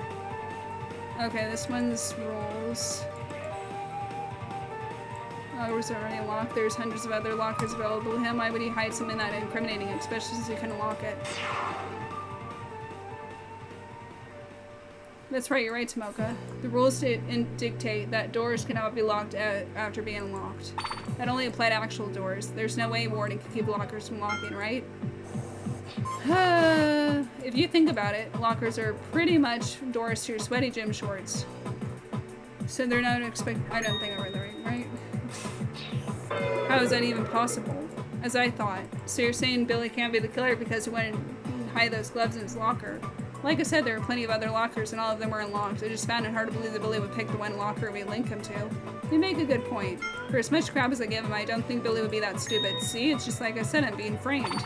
Doesn't mean you're off the hook either. But we can't afford to vote as long as there's any reason for doubt. So now what? I just play my entire hand, so I'm out of ideas. We'll just have to conquer a discussion. But there's nothing left to discuss. We've already gone over everything. We know what the killer did and how they did it, but we still can't. Sorry, I cut off sometimes. This would be so much easier if I saw my assailant's face. If only I could remember anything about who attacked me. And at least I know what to look for. Is there anything we haven't discussed yet? It doesn't matter how unimportant it sounds. We don't know what Raina's note was intended for, but if she had it, then it probably wasn't sent. What about the knife? Did anyone find a knife? Even if we found one, how would it tell us who the killer is? Ugh, this is probably a dumb idea. What did the killer do before attacking me? What do you mean? We discussed when they attacked me, when they killed Reina and their escape. But not what they did before all that.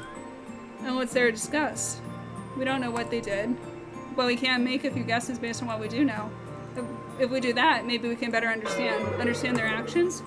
Why would you want to do that? Despite what you might assume, the killer is not an idiot. I believe the killer only does what they deem necessary. For instance, the killer only climbed down the stage ropes because they were trapped. If there was any actions that don't make sense, I think it's worth looking into. Makes sense. Okay, let's do it. The killer only does what's necessary for them, so I need to seek out the actions that do not make sense.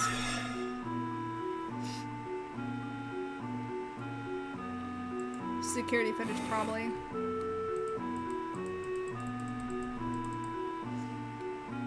This was at 7 o'clock. The killer went into, since we don't know who the killer is, we don't know which floor they went to search. At around 6:15, the killer went to the 4th floor. No. At around 6:15, the killer went to the 4th floor to kill me. Am I wrong? No, you're not wrong. It's just, it makes no sense. What do you mean? What doesn't make sense? Began searching for the bomb after your hour 7 announcement. But the killer didn't attack me until after 6:15. It took the killer 45 minutes to find you. So the killer searched for about 45 minutes and went to the catwalk intending to kill. That's true, but it still doesn't make sense for the killer to attack me at 6:15. The reason it doesn't make sense for the killer to attack me at 6:15 is the bomb threat.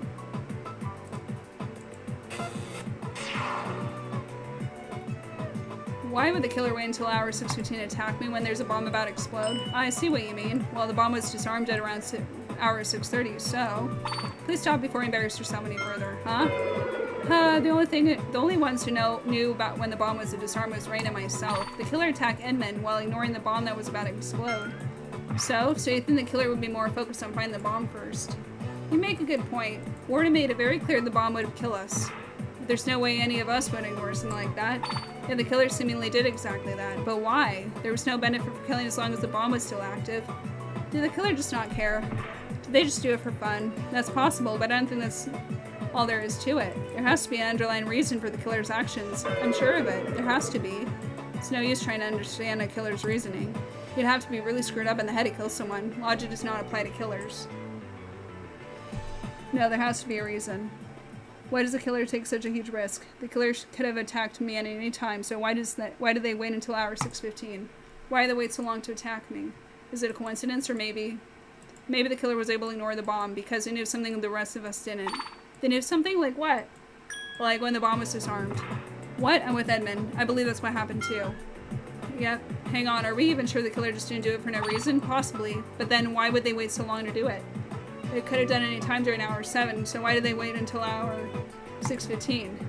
Even if their conscience stopped them until then, I highly doubt they would do it with so little time remaining. At that point, I just focused on finding the bomb. I guess it makes sense. You should listen to her. She knows a thing or two about murder. I admit I haven't considered that possibility, but is it even possible for anyone else to know about the bomb before the announcement? It is. There's a way for the killer to know too. Right, Ed? Order in the court. Hold on the effing phone. What? Keep it down. We don't have time for you right now. Just consider this a freebie. Oh, now we're gonna attack you? Or whatever? But now we're gonna probably win this guy. Okay.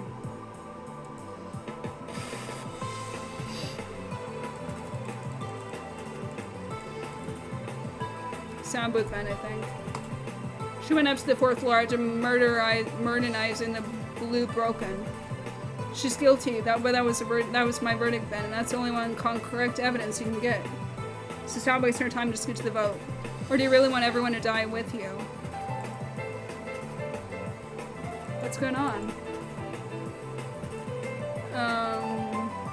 No, I think it's the security footage. After murderizing the blue beacon. I find that very hard to believe, because Cecily left the gym at hour 6:15. She wouldn't have had enough time to run to the 4th floor and attack me. The only way I'll believe this is if you show me the footage. There's no way I'm showing you the footage now. It's an invasion. I don't need to show you squat. Pinky's the only possible killer. Let's go back to the soundstage vent. She was in the sound. She's the only one who could know where the bomb was. Disarmed. False. No, the time is way too tight for Cecily to be the killer. Nevertheless, the real killer did know when the bomb was disarmed. But the only one who could know were the ones who disarmed the bomb. That only leaves her expired, broke-on sister, Pinky. But there's one way for the killer to know without being the sound booth itself, and that's by listening through the sound booth vent. Huh? Screw this, I'm out of here. That vent is the only way anyone else could know the bomb status, at least before the hour 6 announcement. We even tested it, right, Billy? Yep. After I crawled through, I could still hear you. Though I think my head was still in the vent. It's safe to say anyone who was close enough to the vents could listen in on the sound booth. If I could hear your soft voice, and I could definitely hear. Think carefully about how you'll finish that sentence. So the killer knew when the bomb was disarmed because he listened through the vents. But Billy just said he had to stick his head in the vents to hear Tomoka's voice. Do you understand what I'm getting at? The killer would have got to how to listen through the vents to begin with. Exactly. That's true. They couldn't overhear the sound booth by accident. So whoever listened through the vents had to know the exact location of the bombs. And there's only one person who fits that profile. If the killer was near the vents, that means they knew the bomb was in the sound booth. This would be possible for the mastermind. There's only one person who would know. The one controlling Warden, the mastermind. Zonk! The mastermind is the one who set up the bomb, so they would know exactly where it is. But that would mean one of us is the mastermind and killer. Exactly. Mastermind create a warden and speak for them. That way they can participate without revealing their identity. You got it! I just can't believe it. One of us sets this whole thing up. One of us abducted us and forced us to endure this hell. Who? Who would do this to their own friends? Now is not the time for that. Leave that for possible. The killer and mastermind are the same. They listened through the sound booth vent. That's how they knew when the bomb was disarmed. Wait, could it be? We may get our answer sooner than expected. Sooner than... What are you getting at? You've realized it too, haven't you, Edmund? You know exactly who the killer mastermind is. Yes. Are you serious? Do you know who the killer is? Who? Who did it? I haven't quite worked out the kinks on this theory, but we don't have time for that. Come on, we're running out of time. Who's the bastard behind all this? Yeah, no pressure or anything. I risk everything for this moment. I just have to compile the information I have and just go with it. Only one of us can be the killer mastermind. Only one of us killed Sis. The killer is Argus.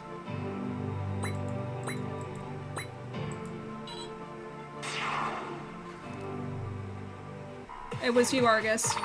So it was you. Alright, you had your fun. Now tell us who the real killer is. Oh god, you're serious. I would expect this from Tomoka, but you? You really think I killed her? You went to search the second floor. You knew you would be alone, but instead of searching, you were waiting by the sound booth vent, waiting for Raina and Cecily to disarm the bomb. That's when you put your plan into action. But Billy could have listened through the vents instead of me. How? I was on the second floor. You just had to sneak down and avoid me.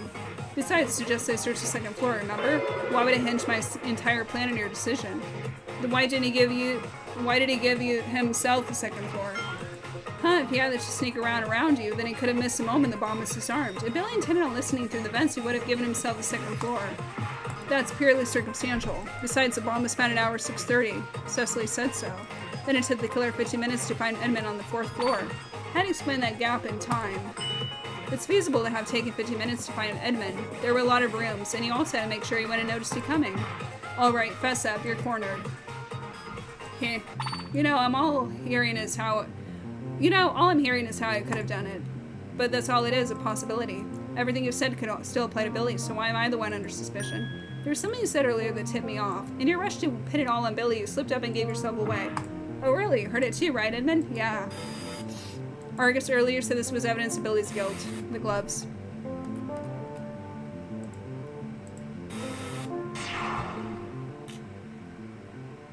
Argus, you refer to these as bloody gloves. Bloody gloves? But they're clean. Exactly. Anyone who looks at these gloves can see that. I never once told anyone about the blood on these gloves. You knew, Argus. You knew these gloves were covered in blood. Come on, guys. When I said bloody, I didn't mean it literally. It was for emphasis. No. Do you know what went on, dude? But man, it's creepy that they were literally covered in blood. Funny, all the years I've known you, you've never once said bloody for emphasis. Alright then, it's time to stop screwing around. Let's say you hypothetically killed Raina, as you claim. Then what? What did I do after committing this murder? You went into the senior boys' locker room, then hid the gloves in Billy's locker. You used the secret door to go into the Jason locker room and left the gym. And then what? You returned to the second floor. Where is he going with this? How did I get to the second floor? Stairwell A. The only way was through stairwell A to the 3rd floor, and the stairwell B to the 2nd floor. Exactly. Now then, I have a question for you, Billy. For me. After split up, when and where did he find it? It was about 5 minutes after the hour 6 announcement on the 2nd floor. Ack, what's wrong? It's exactly as he testified before. It was just about to head back to the gym when he found me on the 2nd floor. That means somehow you got there before me. That's impossible. Think back to the route I wouldn't have to take. Just like Edmund said, I'd have to take stairwell A to get the 1st floor to the 3rd. From there, I would take stairwell B to the 2nd floor. We know that. Why are you bringing that up? You still don't get it. Think about the timing. Rita was killed at hour 6:05. The hour 6:06 announcement was at, well, hour 6. In order to return to the 2nd floor, I'd have to go through the locker rooms. Then run up and down the stairs before Billy even thought to go find me. I had less than 5 minutes to make that whole journey. Do you honestly think I could run that fast? Peck. Heck, I don't think any of you could run fast enough. It's not Peck. Sorry, guys. No, everything was lining up perfectly, but he's right. The timing is too strict. There's just no, there's a way. Tomoka? Oh, really? Why don't you enlighten me then? Go ahead. Tomoka, what are you talking about? What's the fastest way to the 2nd floor? Don't worry if it makes sense or not, just tell me. The fastest way? If we know our logic, the fastest way from the 1st floor to the 2nd is stairwell B. Is going directly to the 2nd floor from the 1st. Directly, but he just said that he would take forever. True, if you were using stairwell A. Stairwell A, Tomoka, are you thinking what I'm thinking? What you're thinking? I think Argus used stairwell B to get from the 1st floor to the 2nd. I guess that makes sense. Makes sense my ass. In case you morons have forgotten, stairwell B is locked on the 1st floor. What Tomoka is suggestion is pure fantasy. Tomoka seems to have an idea, but is it even possible? No, right now I shouldn't be thinking about whether it's possible. But rather what would make Tomoka's theory possible. It's not fantasy, there is a way. I can't believe you're even considering this idiocy. You're grasping at straws. Maybe so, but still. There's a key. This way you used to go directly from the 1st floor to the 2nd. The stairwell B key. That's what I have. All you needed was a stairwell B key. After unlocking the stairs on the 1st floor, you'd have a shortcut to the 2nd floor. Before we kept going, I must ask, where did you find that key? Rena found it after we explored the 2nd floor. She entrusted me with this key, and I've kept this on me at all times. Not that. Sorry, I should have been more specific. I meant, where did you find that key after we woke up? After we woke up, it was in my pocket. Your pocket? Edmund, you're killing me. If you're saying I use that key, why do you have it? He has a point. Why do I have the key? It never left my side. No, I don't know that for sure. Wait a minute. Tomoka, I was there when you searched his pockets. Does that key look familiar to you? No, I didn't find anything in his pockets. What? But I definitely had it when I woke up. It's very strange. Well, Edmund was unconscious, he didn't have the key, but it returned to him before he woke up. Here's what I think happened. After killing Rena, Argus took the key out of Edmund's pocket, then he used it to unlock stairwell B on the 1st floor. Why does Ed have it? Argus couldn't keep his key on him. It would have been damning evidence against him. So he hid it in the one place he thought we could find. Oh, please, give me a break. The place where he had the key has to be in Edmund's pocket. Based on what we know, we can only come to one conclusion. Argus hid the key in my pocket. That's crazy talk. If I really did take the key, when did I have the chance to return it? When you went backstage, huh? During the investigation, I saw you walk backstage. I assumed it was to check the crime scene, but I had something else in mind. You were hiding the key. Since the rest of us already finished our inspection here, we have no reason to return. No reason to return. We were able to hide the key backstage without ground suspicion ourselves. Ugh. Kind of speechless, eh? I'm surrounded by idiots. I'm just dumbfounded by your idiotic, foolish, half-wit, ignoramus stupidity. Let me see if I understand. After killing Rain and Edmund, I took his key, which I didn't know he had, mind you. Then I used the key to go to the 2nd floor using stairwell B. It's a compelling theory, but other than only that, it's just a theory. If that's all the evidence you have against me, then you're all bigger idiots than I thought. You've deluded yourself so much into thinking I'm the killer.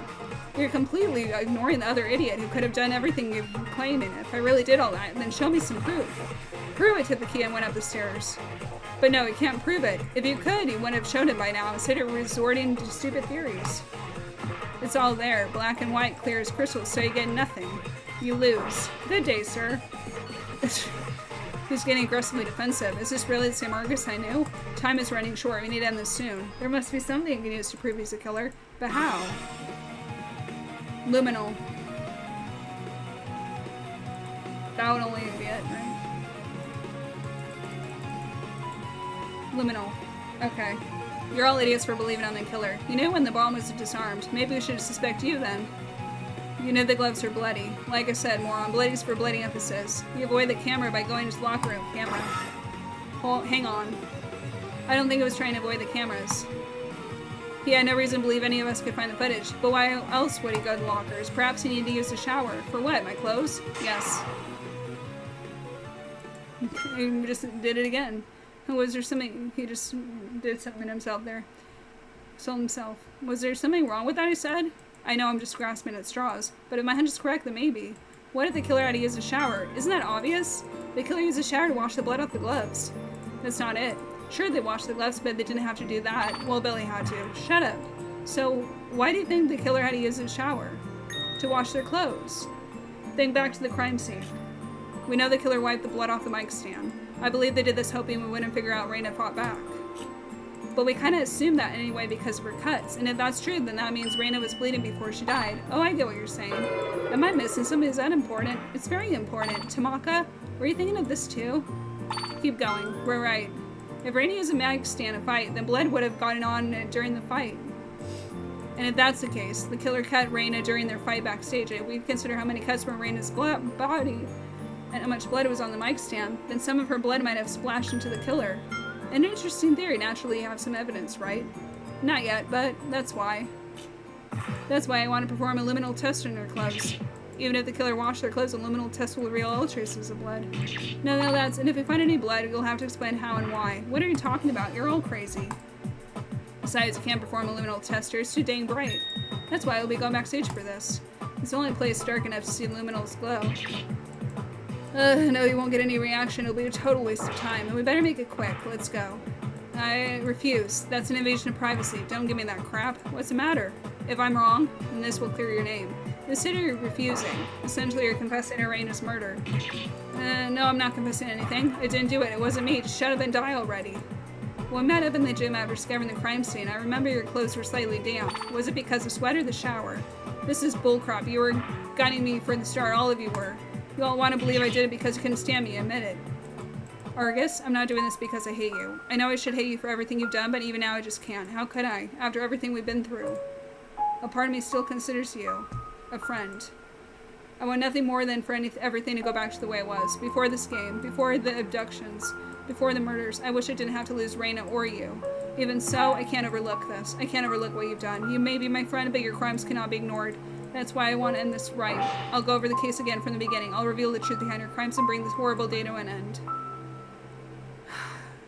It all started after the bomb announcement at hour 7. Warden told us that a bomb was set at below in an hour.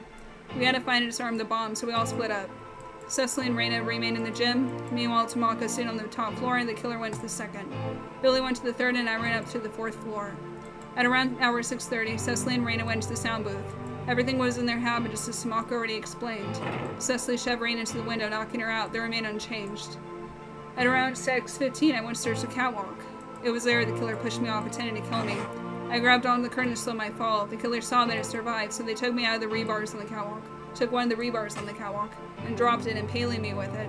As far as anyone knew, I was killed there. But then something unexpected happened. The door of the catwalk closed and got stuck.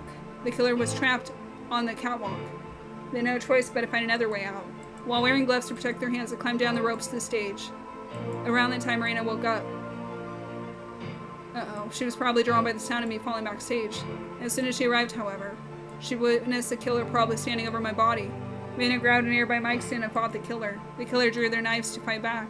But in the end, the killer overpowered her and killed her. The killer then tampered with the crime scene.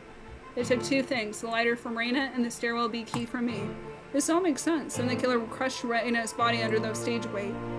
Then they set up the lighter under the rope, just like Tomoko said before. The killer also took their time to wipe the microphone with their gloves.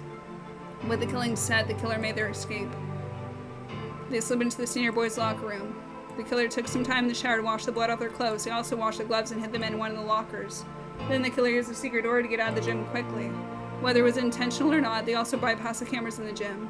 The killer then used a key to unlock the door to stairwell B. This provided them a shortcut from the first floor to the second floor, where they were supposed to be. The killer wanted to make it look like he was there the whole time, so he waited there for Billy to arrive. With their alibi said it was only a matter of time until the stage weight fell. This drew everyone in the gym where they discovered the gruesome scene. But the killer's plan didn't end there. He still had the key and couldn't allow anyone to find it. He returned to the scene of the crime, making sure he was alone. Then he replaced the key in my pocket, confident no one would come back and search my body. Their plan might have succeeded if I didn't wake up. True. That's very true, dude. They attempted to murder myself and the murder of Reina. All of this was accomplished by one person. Argus Xenos. You're the one who murdered my sister.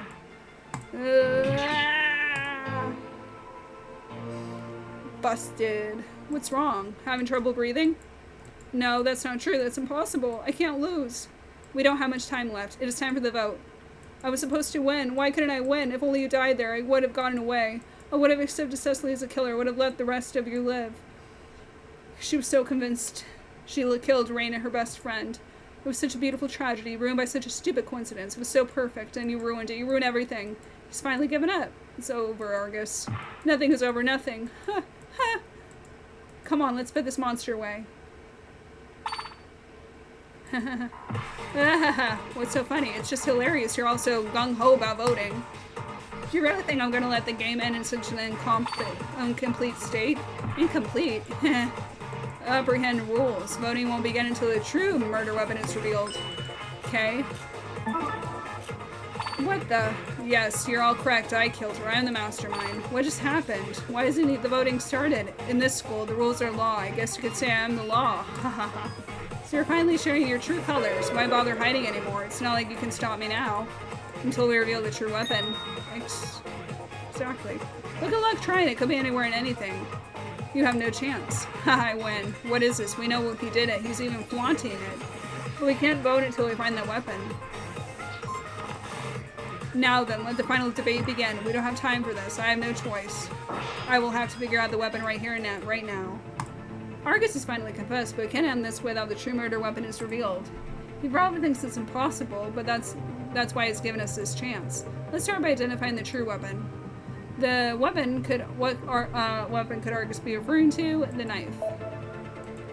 The only weapon we haven't identified as source is Sis's cuts, the knife.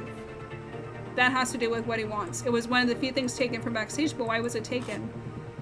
If Sis's wounds made obvious that some kind of knife was used, leaving it backstage would make no difference, so why?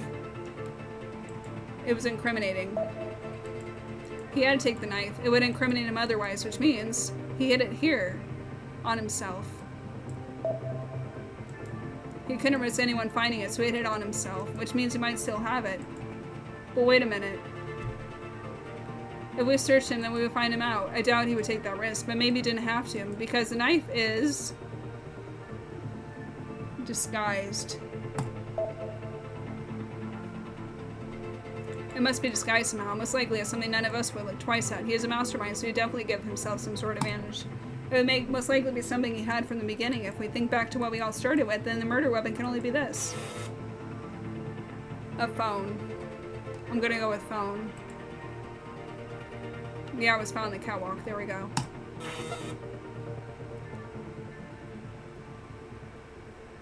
The murder weapon is Argus's phone.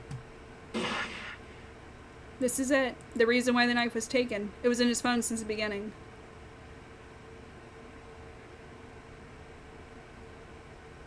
What if the weapon was something he had to take? What do you mean? If someone found it, then we would have connected Argus to the murder right away. So I think you still have it on you. Then let's search him. We won't have to because the knife is on his phone.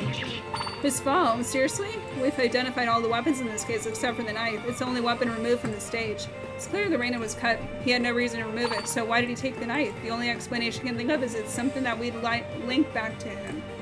Like his phone. And we can easily figure out each phone's... Argus, your phone, please. Ah, you heard him. Hand it over. Screw this. Here. Thanks. The blade just has to be in here. Do we have any tools? The phone is still functional, so I don't think it would be in the phone itself. He would also have to be able to get the blade out quickly. I doubt Reina would have given him the time to unscrew it. It must be the case then. There's switch. Be careful at that. Anything could happen. Here goes nothing. Ah, holy jeez, man. This was just what I was hoping for. We got you now. Argus spent it at an inventory. I found it. This is the knife they used to kill Reina. This explains why it wasn't left on the stage. Even though the weapon was obviously a knife, the fact it was hidden in your phone meant you could have risked anyone finding it. No, how? Yeah, blah, blah, blah. No, not that. Sure, I have a knife on my phone, but it's purely for self-defense. Can you prove I killed Reina with it? Not this again. It's okay. We can prove it was used. You can? Ha, you're bluffing. This is no bluff. We have exactly what we need to prove you were killed with that knife. No way, no way. Luminal. There's no proof like that. It's not true. That's impossible. Yes, we can. Tell him, Edmund. A pleasure. This last piece of evidence will be the final nail in your coffin, Argus. Where's it? Luminal. AKA the handprint spray, I guess. Fingerprint spray, my bad. This bottle of C8H2N3O2, also known as luminol. Or it can reveal hidden blood stains on anything, including your phone. All we need is a dark room. If we spray this blade with luminol, I guarantee we'll get a reaction. It's almost midnight. The halls will be dark enough to see the glow. It was busted. It's on me. It's time you pay for your crimes. Your game ends here. Crap. Oh crap. Game over, man. Game over. So this is what it feels like to have my plans thwarted by the good guys. Yes, it is. Asshole. Go. What a pain. Don't tell me you're still breathing. I wonder if you're still awake. Unconscious pity. I wanted to hear you scream for your precious big sister some more. I wanted to see you wall in despair before Annie, but this will do fine. To think I would have this much power over someone's life. All I have to do is twist this rebar and... Ooh, that's brutal. What? Rena! You, White Argus. First Felix, then this killing game, and now my brother, your friend. You knew? Of course you would. You would have considered eventually, but you couldn't say anything since you couldn't prove it. Shut up. End this now or else or what? Never pegged you for the killing type. But killing me won't end this game. You'll just be a killer. I don't care.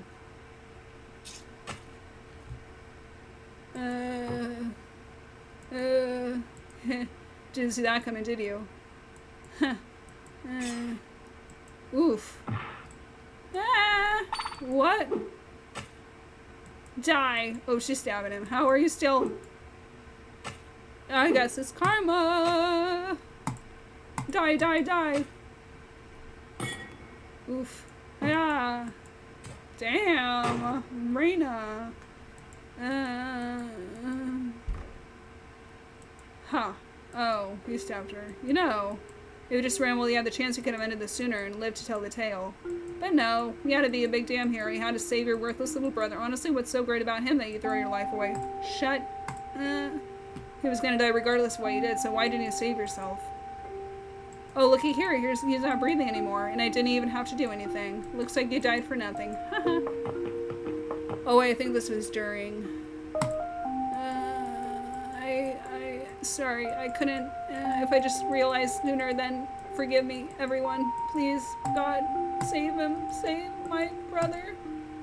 I love you, and one. Aw, to think she got the last laugh. You psycho fucking killer. Oof, he's got a... It's dark now. You can see all the blood on the luminal clothes. My, what impeccable time. By impeccable, I mean...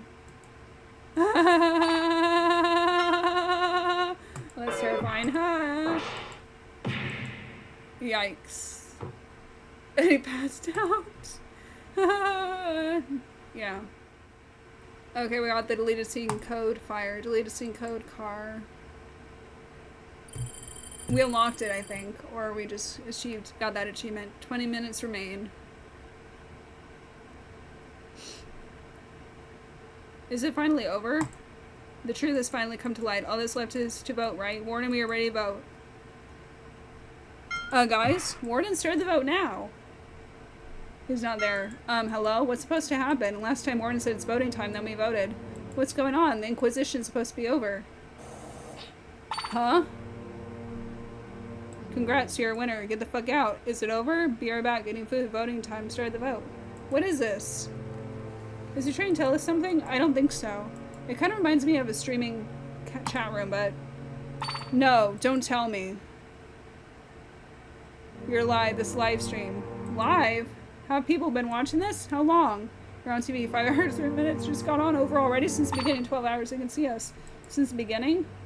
No, this can't be right. This whole thing makes no sense. This has got to be some trick. It's not possible. Trick? What kind of trick? What the? When did he? I almost forgot this was set up like this. A pretty shocking reveal, isn't it? Is this true? Have people been watching this whole Inquisition? No, not just Inquisition. Every minute of this killing game was live streamed for the whole world to see. Everything? Oh, come on. You seriously expect us to believe that? Yeah, I've been here for 12 hours. Everyone would be going crazy by now. There's no way the police wouldn't have caught wind of this. They would have rescued us ages ago. Oh, but they do know. I even gave them a front row seat to the whole thing. You didn't try to hide this. Why would I? I don't want anyone to miss this. See, the biggest hurdle in my plan was to eliminate any thought of rescue. But I quickly found a solution. I just made it clear that I'd kill everyone here if any outsiders interfered. The gas and bombs weren't just for you. They also deterred out outsider involvement. If anyone entered the school grounds, I'd activate the gas. If anyone reached the building anyway whatsoever, then the bomb would go off. And that'd show power from way back then at the beginning. That would show our beautiful audiences that we would back up our claims. And you know what the best part is? The police actually surrounded the entire school, which prevented any stupid heroes from coming in and ruining the fun. Ah ha ha! Oh god. Yeah, but you're so glad about the unbreakable windows now. Those idiots outside couldn't do a thing, so that's why no one came, and no one will come. They could kill us if they do, they could kill us if they do anything wrong. But that doesn't mean they do nothing. They'd still look for some way to save us. Oh, you should have seen those fools running around looking for imaginary appliances. Only to realize a mastermind was always in here having the time of his life. All their efforts they're working together, that's why. This guy and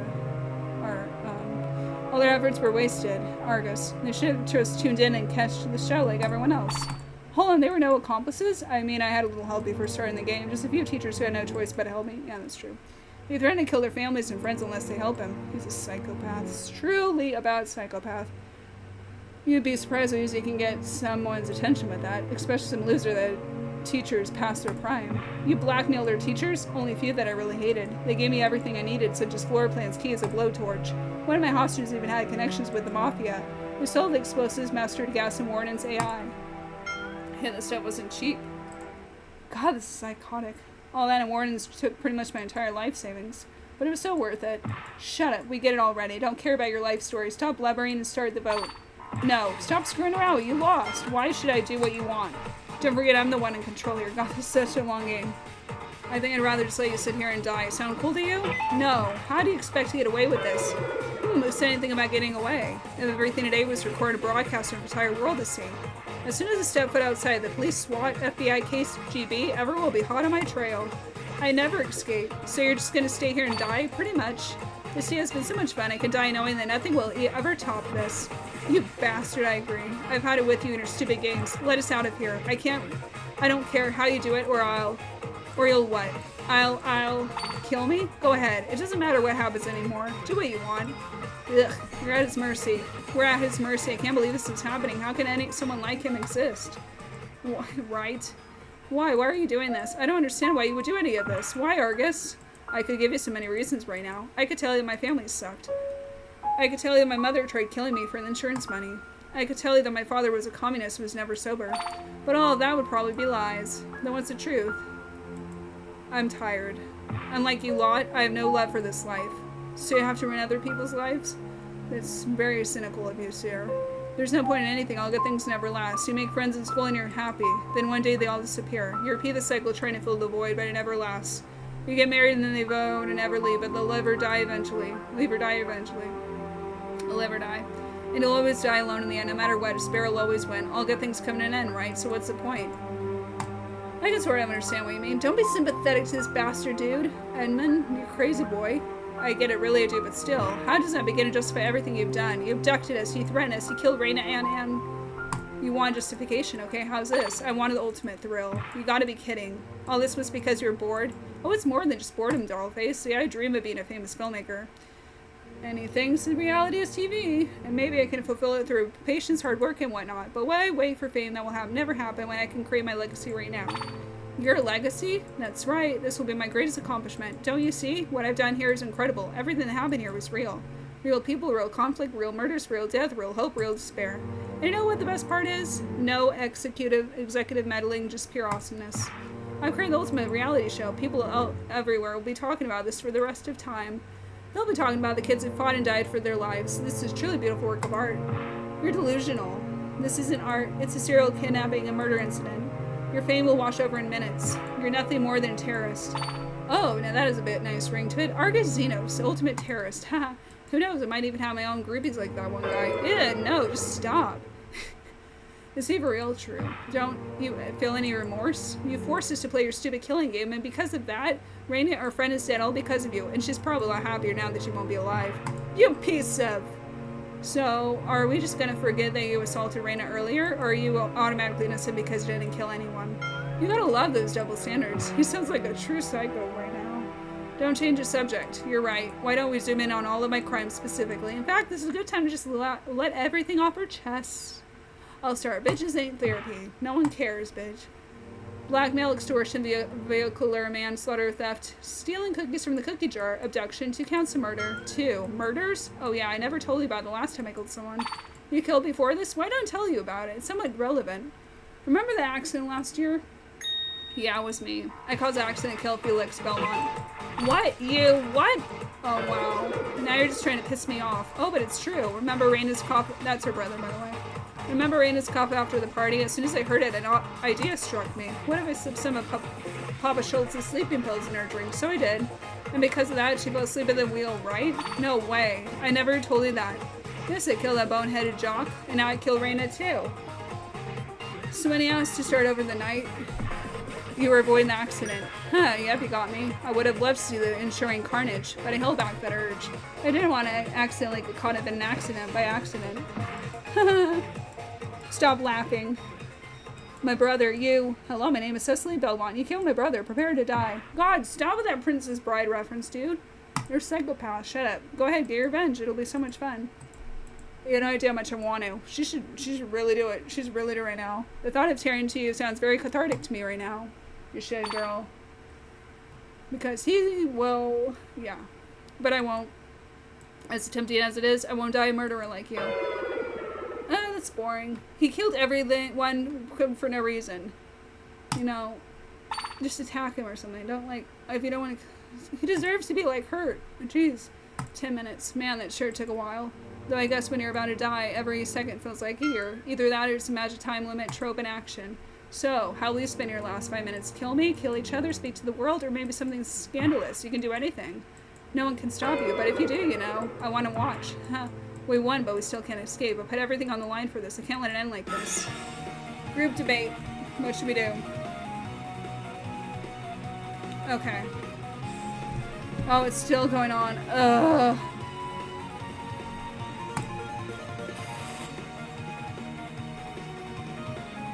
Okay. I'm just gonna pick one. I'm gonna go with the phone. So might as well say bye. Just enjoy by dying. Saving you. Hang on. That is not for you to decide. As long as we're... The only future we can ever hope for is only the dark part of despair. If that's true, then I'll find that out for myself. You already know how to escape. There's only one obstacle left for you to take down. You can't escape while I'm still standing. I'm still in control. Hold up. What are you? What are you doing? Ha ha. Earlier when you changed the rules, you spoke into your phone. Apprehend rules. Voting won't begin until the true murder weapon is revealed. You control Warden with your phone, I'm sure of it. Ugh. But Warden can still hear him, right? Couldn't he give orders that way? I don't think so. Warden misinterpreted Argus' speech for commands, and that wouldn't incriminate him. The phone is used to prevent exactly that. Isn't that right, Argus? Yeah, basically. I don't fully understand, but good job, Ed. Well, this is awkward. Serves you right. It's over, Argus. You're powerless. That's right, I'm totally powerless. I'm as useless as I've always been. But you know what? So are you. That phone was your only chance. What are you talking about? Edmund's right. I control Warden by saying my commands into my phone. It's the only way to control Warden. And you know what that means, right? Oh no. Edmund just screwed you all. Hold up. Ed, can't you just hijack the system like you did before? True. I could try, but good luck with that. After that little stunt, Warden strengthened his security. He'll detect your brute force program and act accordingly, so even without your input, Warden will still do his automatic tasks. And know what other tasks there are? The timer and your defense measures. Yep, even though I can't do anything, outsiders still can't touch me. Seriously? Guys, it's remarkable. In one move, Edmund just destroyed everyone's hope. I'm almost jealous of you. God, this is crazy. Don't worry, it's natural to be afraid to die, but in the end, we're all better off dead. And I think a few of them watching at home would agree, right? This is actually a crazy visual novel, I'm not gonna lie. Gah. No. No, this can't be happening. They were supposed to survive. They already won, but they're still gonna die. This is the end. There's nothing they can do. Those kids have been through so much, they have to survive. They've beaten the odds before, they can do it again, right? This isn't some game. Happy endings are not guaranteed. It's over. No. That's the only answer. No. Not yet. It's not over yet. We will survive. What? Is that kid serious? That's right, it's not over yet. I believe in you. Trust your instincts, you can do it. Don't ever give up, Tamaka. Stop moping around, fools. Teach him a lesson he won't forget. Win this. Fight on. Who's this guy? Assemble the squad. I want everyone ready to extract the hostages on my command. Oh, they're gonna free them. As long as we're alive, there's still hope. Hope? Since when has hope ever helped? Hope is the reason I've suffered for so long. Yeah, so what? You're gonna blame the victim here after you killed everyone? It figures and kept these people hostages. It figures one of you was bound to be stubborn. But it's too late. Hope will let you down just how it tortured me. Our chances are slim. I don't even have a plan. But I can't let it end like this. We fought too hard for this. I won't let Sis's death be for nothing. Group debate. Here we go. We won't give up. We've suffered for too long. If escape will return to your boring lives. You'll continue to endure a life of suffering. A life of suffering? We were abducted, tortured even. You forced us into the killing game. If what we endured wasn't suffering, then I don't know what is. You're not the only one who's had it rough. I hate people like you who think there's some tragic figure entitled to a pity party. True. Shut up. I've suffered so much in my life. I have no family left. Even so, I still want to live a full life. If I give up on that, I wouldn't have made the friends I have now. And how well did that work out for you? Your friendships with Reina ended when you try to kill her. Everything will ultimately end in failure. Oh look, everyone's speaking now. This is cool. Even if the likelihood of failure is high, that doesn't mean we should give up. Worrying about the odds won't accomplish anything. What do you know of success? You're nothing but a useless jock playing a pointless game for idiots. Wow, what an asshole. And you can't even do that anymore. Do you honestly think you'll succeed if you work hard enough? You'll always be inferior to those with superior genes and talents. Your dream will end in failure and all your efforts will be wasted, even if what you say is true. It doesn't matter, it won't give up just because of possibility. You fools, all of you. Even if you do succeed, then what? Your success will not last, everything is destined to end, including your fragile friendships. You all may be buddy-buddy now, but it will always end no matter what. By the end of the summer, you will be all parting ways and your bonds will break. Maybe just like if your friends died. You will all be alone. Come on, Tamaka. We might be parting ways soon, but it's not the end. We'll make new friends and we can stay connected despite the distance. But sometimes it's impossible to stay connected like Reina. It breaks my heart knowing I'll never see her again. Aww. But even so, I'm still glad I knew her. I'm glad she was my friend. Being her friend was worth more enduring the pain of parting. That's exactly how I feel. We can get over sad endings because all the good in between is worth it. Even if it ends with a lawsuit, even if it ends with attempted murder, even if it ends with a massacre, that's on you. That's your choice you made, sir. Yes, even though Reina's not here anymore, I don't regret the time I spent with her. In fact, I'm grateful. I'm happy that I was able to spend the time I had with her before she died. I agree. Oh my god, good souls. What a fucking asshole. What is wrong with you? Are you all morons? No, you're the moron for being the victim. You should just fucking offer. Why would anyone with a brain choose to live in this hell? I don't understand. There's nothing for us out there. Every day the media shows us exactly what the world's really like. War, global warming. If you're going to focus on the negative, you're going to be a negative person. War, global warming, persecution, pandemics. We can't even stay in this country, ignore all the problems anymore. Politics, murders, the job market, the economy, the internet, hypocrisy. Democratic bias. This world sucks. At this rate, the world will destroy itself before the end of this century. Why would any of us want to live in a world like this? Is dying in here any worse than living out there? Why? I can't understand any of you. No, I don't want to understand you. You're wrong. You're all wrong. You're all nothing to me. You're surrounded by needy morons who think they're better than me. No, you think you're better than everyone else. Just shut up and die already. No, you should. There's nothing worth staying here for. You're all just a bunch of foolish, idiotic morons. I don't care for your platitudes and crap. It doesn't matter what you say to me now. You're all gonna die and you can't do anything about it now.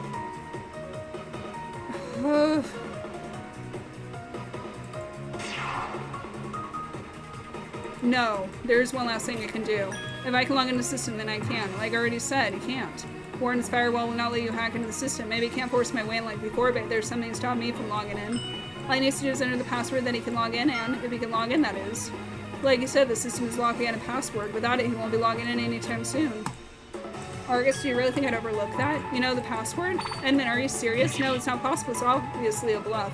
If you really knew the password, then you wouldn't log in way before now. That's because it couldn't until now. You're still logged into the administrator account.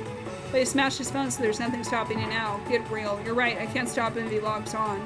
But the chances of it typing the right password is 1/7 quadrillion. Face your chances are non-existent. There's no hope for you. Even if that's true, No, we refuse to give up. Refuse to lose to you. Refuse to despair. We? Who are you to speak for everyone? Screw the force everyone to your stupid hope fantasies. Everyone's survival lies in the hands of a stupid brat. That's even more reason to despair. Don't listen to Med. You got this. I believe in you. I know we will escape here together. Huh? I believe in you too, Edmund. You've always had a keen eye for small details. If there's any kind of clue, you must have seen it. You pulled off some unbelievable crap. Entering the password will be a piece of cake. Guys, Edmund's time we put an end to this killing game, so that we can finally move forward and see what the future has in store for us. Everyone's depending on me. If I was alone, I would have given up a long time ago. Thank you, everyone. You're the reason I continue fighting. Listen here, Argus. For the sake of everyone out here killed, I will end your sick game right now. You gotta be kidding me. Struggle all you want. Guessing the correct password will require nothing less than a miracle. Okay, in that case, it's time to make a miracle happen. The password is...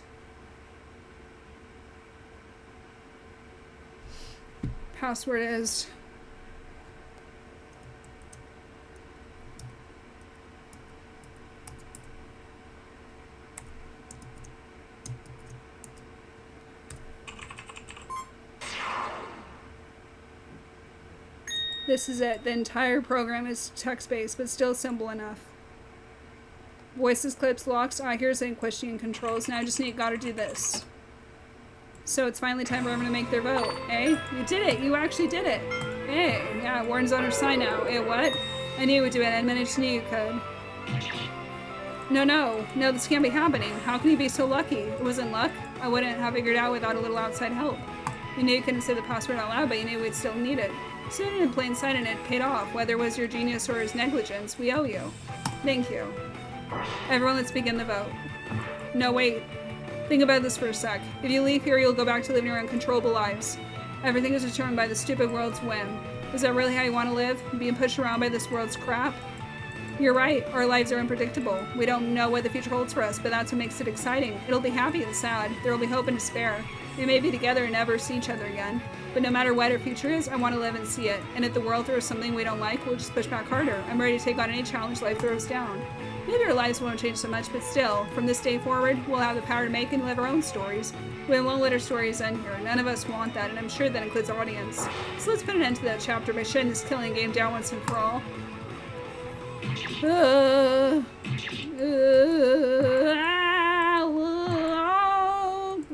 You and your sister are my curse. Every bloody damn time something goes my way, one of you screws it all up. I should have stabbed you a jillion more times. I should have annihilated your corpse when I had the chance. Everything would have been perfect. Die, die, die! Just die! Yeah! Out of my... Ah!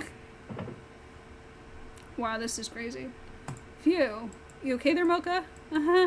Yeah. That was too close. I wasn't expecting him to lash out like that. Me neither. Alright, I'll get the vote started. I can't override the countdown, so we have to get out of here fast. We only have 4 minutes. Not helping. There. Who will be chosen as a killer? Will he make the right choice or the awfully wrong one? What's it gonna be? I've been waiting for this. Everyone vote now. Don't need to tell me twice.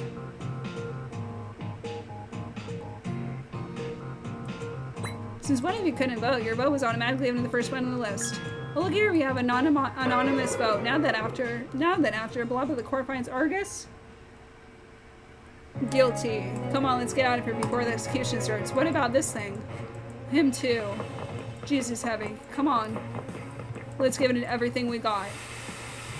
Yay, they're leaving! Second floor hallway. It's some punishment time. Were those Gatling guns? Now what? The exit, hurry. What are Gatling guns? Stairwell A. The door to the first floor hallway should still be unlocked. Huh. Edmund R. I'm fine. Just hurry. First floor is open. Come on, just a little more. The execution has been completed. This exit is now locked until time runs out. The doors will not open again until all life has been sterilized. Yes, it's open. Hurry. First floor hallway. The door. Break it down. Huh? No, why? I don't understand. We did everything right. We voted and we finished the execution. Warden said that the exit is locked. Then why isn't it opening? No, that bastard. No, the exit must be open. It has to. But where? Where? The roof. What? The roof up the stairs now. Well, why? Us later, just do it. Stairwell B. I'm just barely keeping up with everyone. It feels as if my heart is about to explode. Come on, hurry. The door, come on. Just one more story. No, you gotta be kidding me. We picked the wrong door. Another dead end. Ha. Nah. Here's your 1-minute warning. Get out if you don't want to die. And don't think you can hold the door open unless you want to be pushed back in.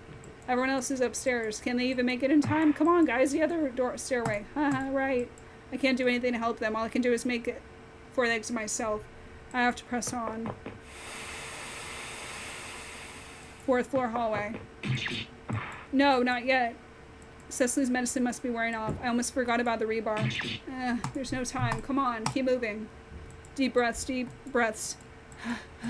The exit will close in 30 seconds. God, the stairs.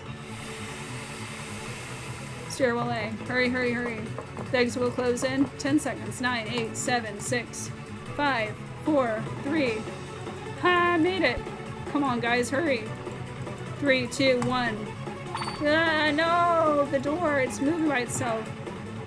It's too heavy for, I'm losing my footing. Warden wasn't lying. It's gonna push me back inside. I can't hear the others. At this rate, they're not gonna make it.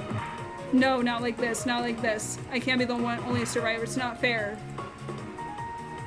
No, everyone suffered for way too long. I can't let their lives end here. I won't. Come on, think. I can't hold it open. But Mana did say we need to jam the door with something sturdy. I just need something to keep the door from closing and locking. Then there's only one thing left. I'm gonna use a rebar.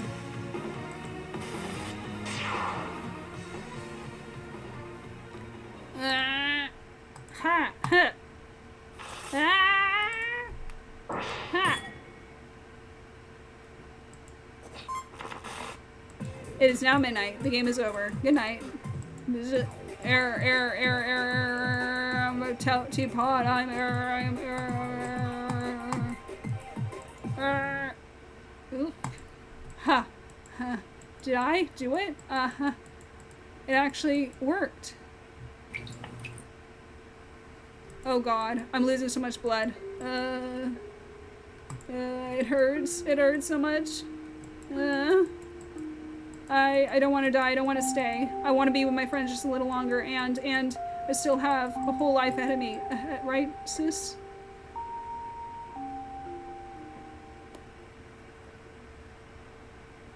No, wait. Did he just stop the door? Let's get him out of here. Right. He's losing too much blood. I can't stop the bleeding. No, stay with us, Ed. Wait, Tomoka, if I hold him like this, then he'll stop bleeding, right? Yes, but you? Edmund is still awake. Is everybody's safe? You don't need to worry. Good. Try not to speak, okay? But, Tomoka, I'm right here, there. It's finally over. Yeah, the killing game has finally come to an end. We're free. You're crying. Can you blame him? Edmund. It's okay, he's just sleeping. Good. Get some rest, Edmund. You deserve it. Is that? Hey, over here! Helicopter. Medical helicopter. He's right here, hurry. We'll take it from here. Get him to the ER. Stat, it's paramedic helicopter. You did good, Tomoka. Hugging him to stop him bleeding? Seriously, never would have thought of trying that, at least not as quickly as you did. You really are crazy, you know that? Hey. Argus. You are under arrest for crimes against humanity and the murder of Arena. You have the right to remain silent. Anything you say can. Yeah, whatever. I knew it was too good to be true. Hey guys, look down here. What now? Oh, the crowd's cheering. The live audience. I think I can see my team. Hey, we're okay. Do you really need to scream? Heh. Justice, you're amazing. I'm so proud of you. I knew you could do it. I just knew. Yes, yes, yes. Everyone's here. This is the ending they wanted. God, I have been reading so much. My throat hurts.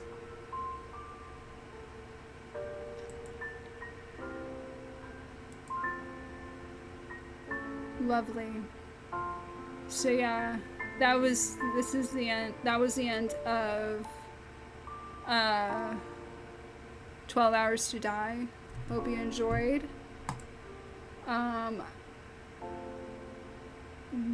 Is there an ending? Is this the end? Let's see. Negative 3 weeks later. Oh, I guess I couldn't have stopped there. Hold on.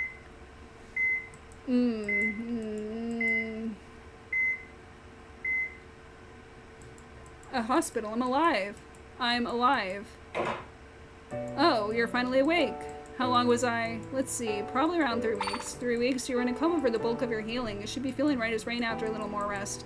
I reached behind me and felt for my wound. I felt the bandages covering where the rebar was once stabbed inside.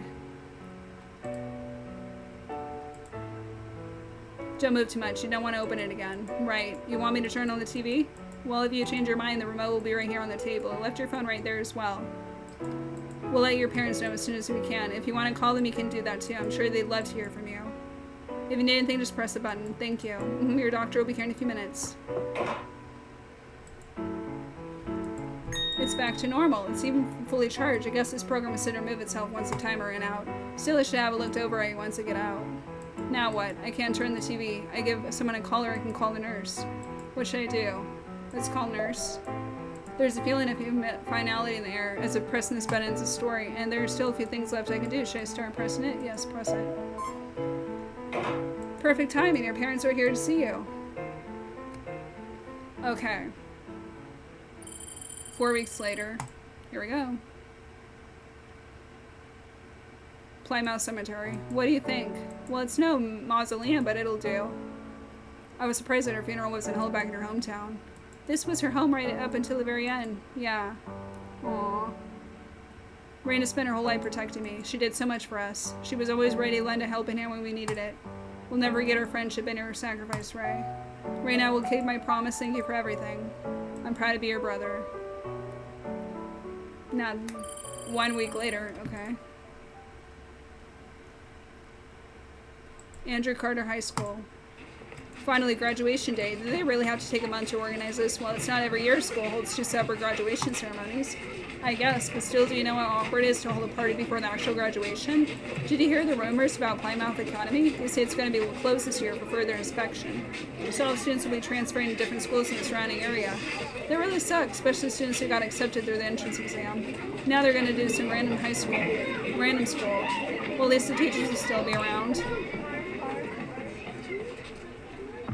I can't believe this. How do they expect me to be prepared with only a few days' notice? Edmund? Ack. Sorry, didn't mean to scare you. It's fine, I'm fine. Are you nervous? A little more ticked off than nervous. Some things never change, do they?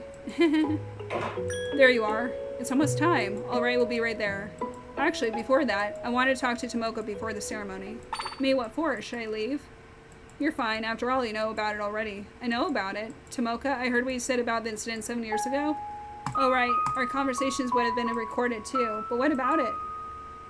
I didn't realize until now that girl was you. You didn't realize?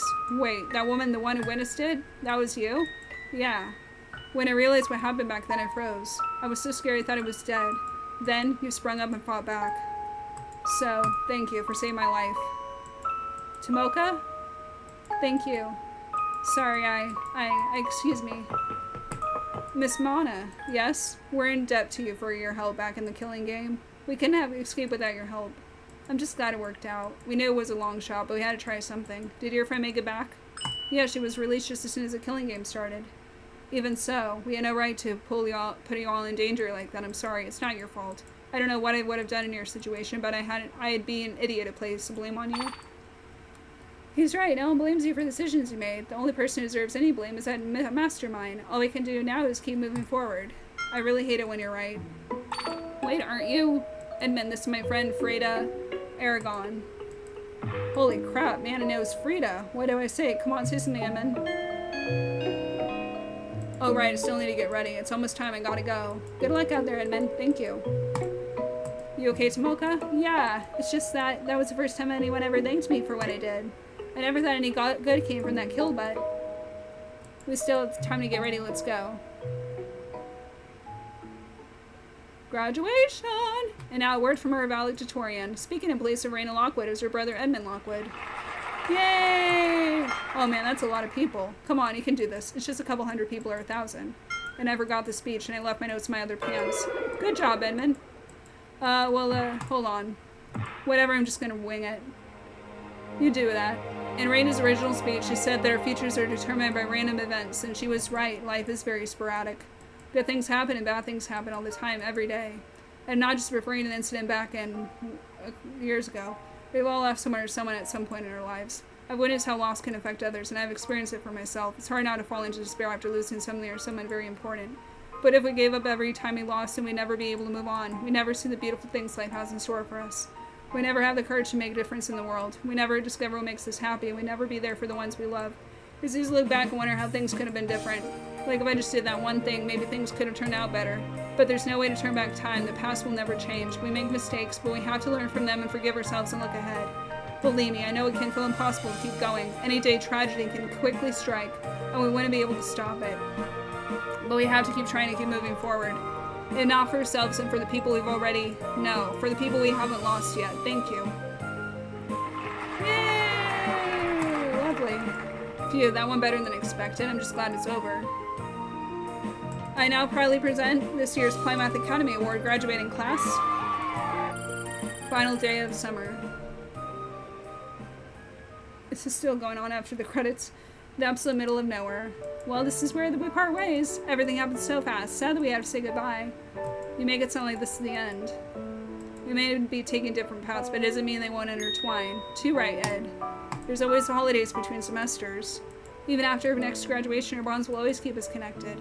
Everyone, I'll never forget you. I doubt you could if you even tried. Bring it in, everyone. What? Hey, I can't breathe. I'm gonna miss you all. Goodbye, everyone. Y'all better be back here for Thanksgiving. I wouldn't miss it. I swear that boy. I feel like he'd drive me nuts if I were anyone else. I won't say goodbye. Like it or not, we'll always be connected. And thank you for both of you. Because of you, I have a second chance at life. I love you guys. Au revoir till we meet again. Aww. Shall we head back? Yeah. Actually, there's somewhere I want to go first. The beach. Yes, I knew it. Wow, it's so pretty. I've never seen a real sunset on the beach before. Aw, the breeze feels nice here. I've forgotten what it feels like. Do you remember this place? We came here when we met in camp. If anyone told me what our lives were going to become back then, I don't think I would have believed them. A lot has happened since then. There has been many ups and downs. I wonder what the future holds for us. I don't know, probably more of the same. It's scary not knowing what to expect, but I'm also excited to see it. There are infinite possibilities, and not just from what we can't control. As long as we work hard, we can achieve anything. Yeah. Oh, so when are you leaving? In a few days, I'll be flying to Tokyo. I see. Will you come with me? Huh? I want you to come with me to Tokyo, not because I need you, but because I want you to be by my side. Tomoka, I know it's selfish, but it's how I feel. As you wish. Really? You just saved me from the trouble of asking, so of course I'll go with you. I still don't know what I want my career to be. But there's one thing I want to stay by your side and help you achieve your goals. And I want to face the future together. Edmund, I'm so happy knowing that you'll be with me, and I can't leave this country without you. I feel the same way. Can you hear me, sis? I'm gonna be okay. To be honest, I'm still struggling with a lot of things, but I promise I'll never give up on living. This is so touching! And that's pretty much the end of my story, or rather the beginning of another chapter in my life. Life's not like a movie. Not every problem will be resolved. Life is a journey, an unpredictable journey full of countless adventures. Our journeys will be full of many stories, both happy and sad. And what lies at the end of those journeys is a grand reunion, and I'll have many stories to tell her when my time comes. But for now, I'll keep moving forward into the unknown future. Wow. My throat's like closing up because I've been reading this for hours. That's the end. That's who made it, Wesley. But, oh wait, it's time to get serious about teaching. Our students need good teachers to guide them in a brighter future, so I'll start by redoubling my pun-making efforts.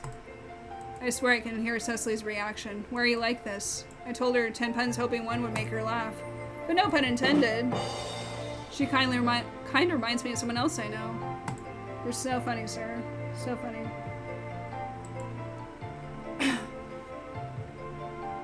Here's another one. I hope you're doing well. I never told you before, but you really were one of my finest students. Though I'm still pissed that we were so easily manipulated like that. What's done is done. All we can do now is do our part to make sure nothing like that happens again. So if anyone tries to mess with me or my students again, they'll have to answer my muscles. Mama, come on. You said you would sing with me on stage tonight. Wait, what? But I have assignments to grade. Nice try, Missy, but you're not skipping out this time. I do not consent to this.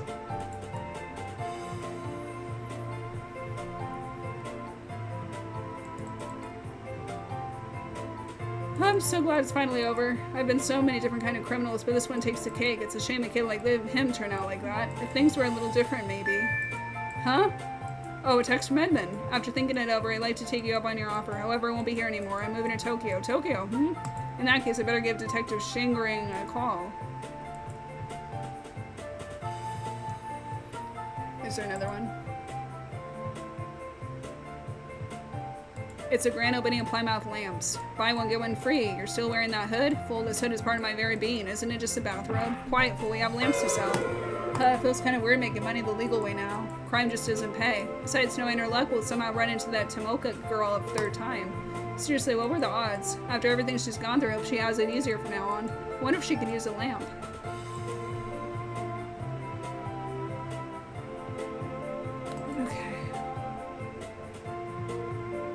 Time really flies, doesn't it? 7 years ago I took her in and now I almost haven't seen her around. I wish you could see her, Yamada. You'd be very proud of her. Anyway, should get back to work. They're really messed up the announcement system here. And that's not even accounting for that pesky AI. Even after a hard reset, it still won't go away.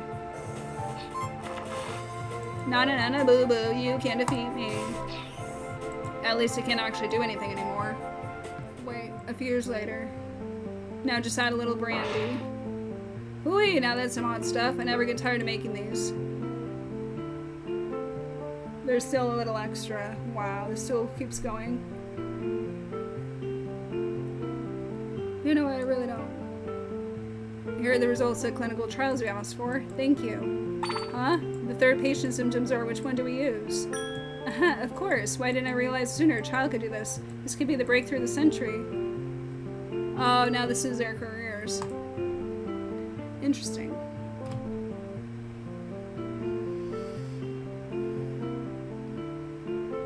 Is this the end now? Is this finally the end? These are the special thanks. And yeah, it's still going. Moshi Moshi hates me. Edmund, what's up? You haven't called in a while. Sorry, I've been very busy lately. How have you been? I've been doing great. I think I'm finally getting used to being the head honcho around here. Glad to hear it. So what's this about? Another case? Not this time. This is just a social call. It's been too long. I'd like to see you again. Well, I'll be off work soon. We can catch up over dinner. Sounds good. I could use a break from all these meetings. This suit is so tight, it's like they forgot I'm a girl. Well, I'm gonna get going. Later, Tamaka. I'll see you soon, Detective Lockwood.